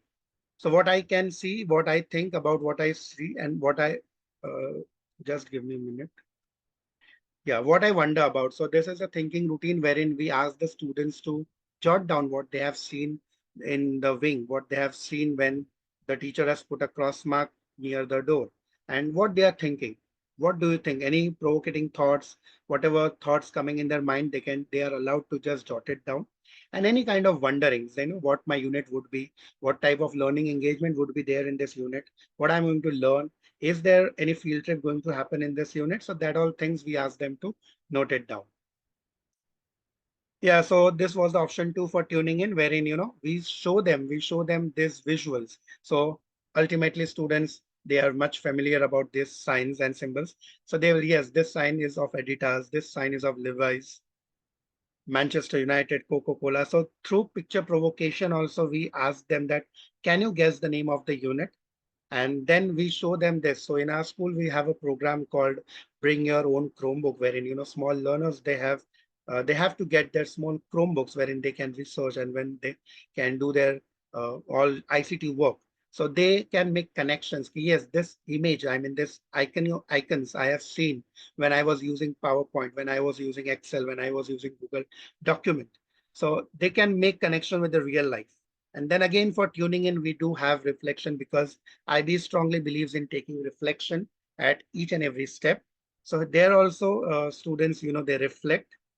So here you can see that, what students have reflected. This engagement was all about book exploration, where we did keep a lot of books, which was based on different signs and symbols, which are used internationally and nationally as well. So there 3 to 1, they are using 3 connections they can make, 2 questions they have and 1 wonderings, like that. So here you can say teacher will do a read aloud. So I am not doing as of now, because the read aloud is quite long, will consume more time. So here you can see different type of thinking routine. So intentionally for this particular slot, we have put more focus on this particular thinking routine, because grade 2 learners uh, face more challenges when it comes to using challenging thinking routines, peel the fruit and all other things. So we have kept it very simple, and that's how at least we can, get some kind of question, some kind of thinking from their mind. And that's the reason why we have used this. Then we have made a very good connection with one of the math concept of array. So this is the third method of solving multiplication, wherein in grade 2 we teach them the method of array. So we have asked the students to organize the chairs the way it is organized in movie theaters. So quickly, with a set of 20 chairs, they just make 5 chairs in a row. And that's how we have taught them the concept of rows and columns. And at the same time, we have given them the opportunity to put sticky notes on their chairs, the way we get in movie theaters. And there we have asked them to see this video. The video was all about Helen Keller, who was, which is a great character and great personality, who was blind. And that's how they were able to empathize, being deaf, being blind. So she has achieved so many things in her life.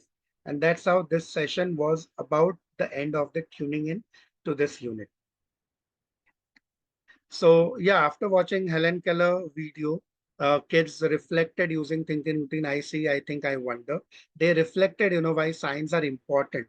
So before starting with the central idea and before unpacking the central idea and the lines of inquiry, with the help of prior knowledge check and tuning in, students are clear that what the unit is all about, what they are going to learn. So that you can see in the screen that the way they have reflected.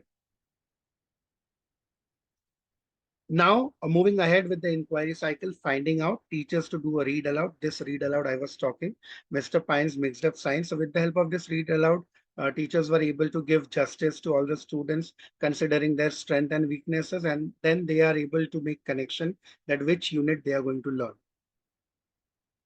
So we take them outside the classroom, wherein we have a lot of good space. We make them sit and the teacher is doing a read aloud, and then they are able to make connection. I think my time is up, but I'll just take 30 to 40 seconds to wind up. Yeah, so this is how students, the teacher is making them do read aloud session. And before the session, we do have a burning wall chart wherein a lot of burning questions, we do jot it down with the help of students. And we do use different strategies like question pencil and other things so that, every time during their learning journey, they can go back and they can see. One interesting learning engagement I would like to focus, and then I will end my session. This time we did collaborate with the students who were studying in a government school. So here in Surat, we have one school in which the teachers cater the students who are blind and mute. They cannot speak, they are deaf, they are blind. So such type of collaboration we have done, wherein we invited those students in our school, and the sessions was very fruitful in fact, and our students learned how to collaborate, how to communicate, how the communication skills are going to develop. So quickly I will show you that slide.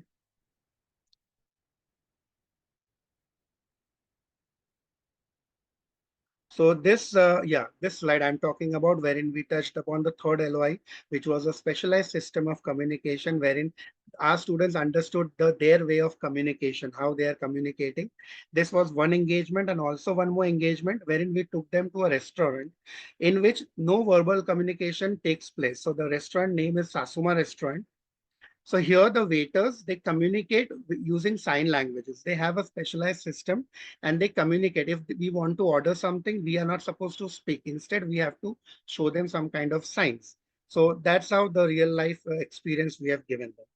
Yeah, that was all about my session. Thank you. Wow, loved your flow and loved the way you kept it crisp and yet meaningful for all of us. Thank you, Prakash. Welcome, ma'am.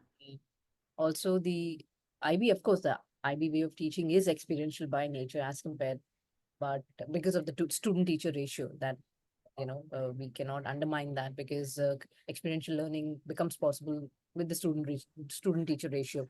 So love the way you shared the examples of whatever you were talking, that was being presented through way of examples. So that made it very clear, even for someone who's not able to visualize, it was visual for that person as well. So I loved your presentation, bang on time and to the T. Thank you.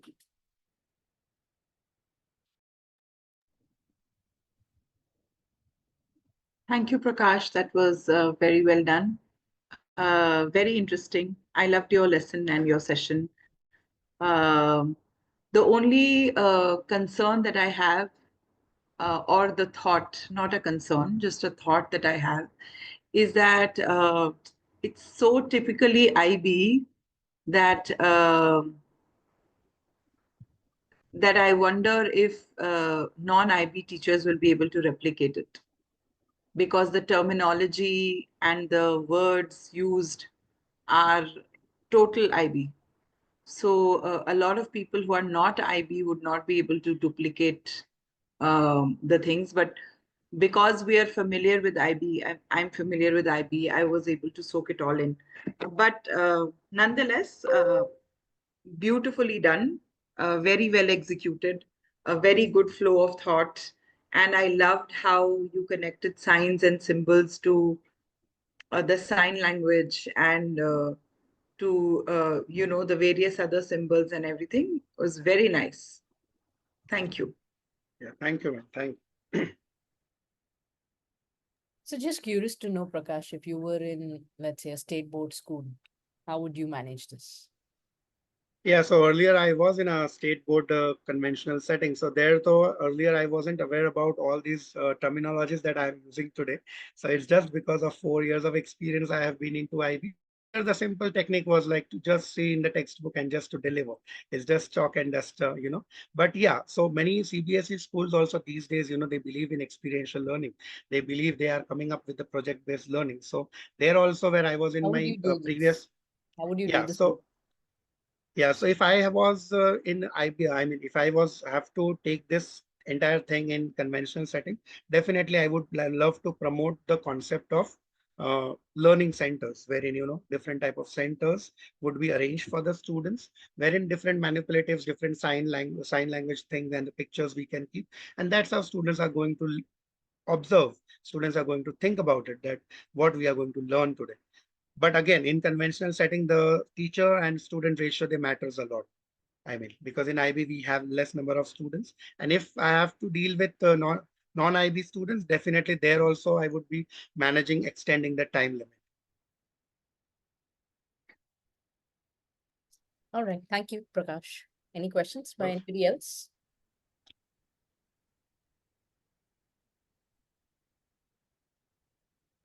I just had a thought, Mr. Prakash.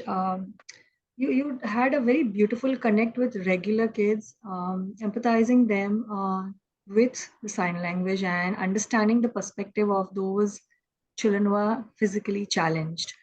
Um, so, what was the outcome of this activity in terms of understanding your concept and relating it to your um, sign language? Because it's very difficult to communicate using a sign language. Yeah, so ma'am, here additional concept like we are focusing more on empathy. So to demonstrate that quality, that trait in our students, because how we are going to give justice, how we are going to experience empathy. Normal kids, they do have empathy towards each other, no doubt in that. But when it comes to those physically challenged people, so looking at them that they are also, having a equal bars like us, they also are having good access to education. It's not if they are blind, they cannot study. So there the teachers, they are mastered. They have that mastery to communicate. So we have kept that collaboration, and the outcome was to see whether they are able to do our normal day-to-day activities or not.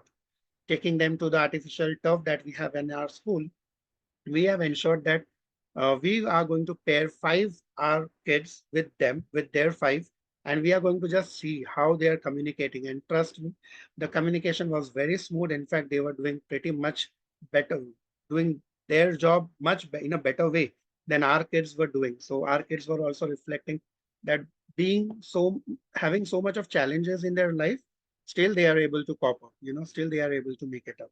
So that was the main idea behind this learning engagement.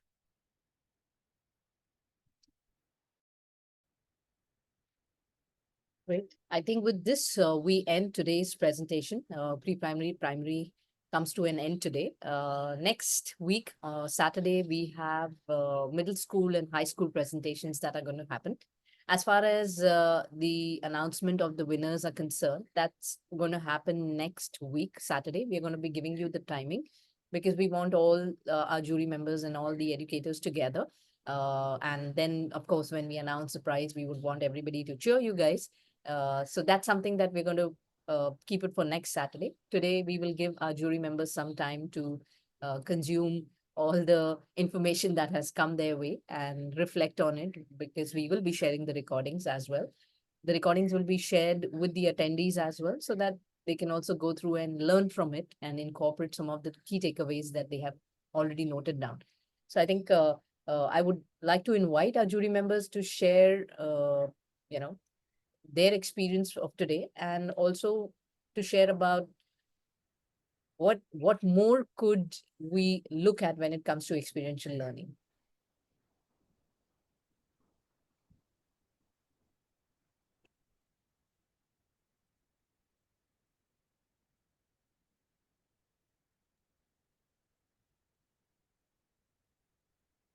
Shall I go first? Because Yes. yeah. I think about today, I was really impressed, very impressed with the teachers and the amount of effort that they're putting in and the amount of thought that is going in. It's very nice that, I mean, IB is always ahead of its game, right? So IB teachers are doing it is amazing. I wish there was some way to motivate the other board teachers to come into the competition and join and share their ideas and strategies, because it's a very different ball game when you are Prakash. I'm sure Prakash knows, and Prakash, you can add and join in the conversation, that it's very different to teach 45 children in one class and 16 children in a class. Uh, Everything changes. The experiential learning and the management and everything goes up in the air, and it's very different. So yes, it would have been really nice if people from. I mean, so impressed with all the hard work and the thoughtfulness of the planning and the lessons that's going in. Very impressed. And thanks for sharing, like, so much to learn. So it's very refreshing. If we get used to giving ideas, it's very refreshing to receive ideas. So always refreshing. Yeah, thank Thank you so much, Asma. It's always a pleasure to have you with us, and your experience always adds because you yourself have crossed that journey. Your school, where you were the principal, where your school, I believe, was the first IB IB. Yeah. in terms of, and also in terms of the fees, which is where Yeah, they it was a low budget school, but low IB. budget, yes, low budget IB school. So you yourself have crossed that journey. So I'm sure that you yourself have seen the changes happening in your school when you were mentoring the teachers. So I'm glad that the teachers have come together, have participated, and they have, whether IB, IG, ICSE, CBSE, whatever board. I think even if we take one idea from the whole event and we incorporate, I think that's Absolutely. pretty much great enough for Absolutely. That's what I said. It's so refreshing to hear other people's ideas, it's very exhausting to give all the time. So I think such sessions are it's like filling petrol for me. So I enjoy them. Jaysha, would you like Thanks. to share Ami, I something? really enjoyed your session also. The So Ami was doubtful and she was skeptical. Oh, whether should I do it? Whether should I present it? Yeah, actually. I I'm mean, so glad. after watching everybody's thing, I felt that if I would have added my activity pictures, that would have been better. But since I've not completed the concept, I just finished one part of it. So I couldn't add. But yeah, I mean, I do concepts, I make reels on it. So I was feeling bad that I couldn't. No, but I mean, as a trainer, when people speak and when you were sharing and everything, I was able to visualize and see what you were doing. But very interesting. I liked your choice of poetry and the prose that you had collected, and very impressed that you're using so much technology with your games and everything. Very impressed. So well done and kudos to you. Thank you so much. Jaysha, would you like to share something with the audience? I enjoyed being here. Thanks to you. I think I went back to my memory lane. I completely resonated with what Asma ma'am shared earlier. Every participant, every teacher who connected here had somewhere in it just touched upon our teacher aspect back. And that is what I loved, going back to our memories, old memories, which are precious to us. And so glad to know that, yes, we are so open to learning and presenting our ideas with good clarity. The thought, the connect that you want to make a difference in that every child that you're touching upon, that just made my day, to be honest. So thanks to you. I completely enjoyed the entire process. Thank you so much for your time. Is Sulba here? Yes, I'm here, but unfortunately my current's off, so my camera is off. No But problem. yeah, today's entire thing was, I think, really nice, very refreshing, as ma'am said, because everybody had uniqueness. Though the concepts were like very simple, right from living things to simple math manipulatives to what Prakashji shared. I think everything is so relatable, and it's a good takeaway. I think the participants and the other people who are going to watch this later, they will have a lot to take back to their classrooms. So I think that was the whole purpose, and it's like solved. So I'm really happy, and thank you so much for this opportunity. And all the best to all the participants because you all were all fabulous. It's going to be a tough job for us, I'm sure, to kind of, grade you, mark you, because everybody was unique and nice. So keep up the good work and let's see. Yep, let's see. Rakhi, No winners, one no more losers. thing. If you're going through the lesson plan, no, that differentiated learning, that link won't open because there's a deadline. So you want me to send it again? I changed the deadline. So should I? Again. I'll upload it. Okay, fine. I'll upload it. Can delete. the older one and upload the new, fresh one. Oh, Can oh, do. thank you. Great. Thank you so much for being here. I know it's been a long, long day for many of us. And now that we are coming to an end, we will definitely see you. Thank you, Ritu. We will definitely see you next week, next Saturday, where the middle school, high school performs. And then we will let you know, we will announce the timing where we would expect you all to be there so that the prizes can be announced as well. So maybe it could be in the evening around 4 p.m. so that we give the jury members of next Saturday also a bit of time to collate their scores. And then, of course, maybe around 3:34 p.m. is where we would meet for a half an hour ceremony. And that would be the end. Right. Great. Thank you. I will share the pictures on the group, and please feel free to share your feedback. Please let us know how is it that we can improve ourselves? How is it that this experience could have been made better for you, for us? And yeah, please share feedback openly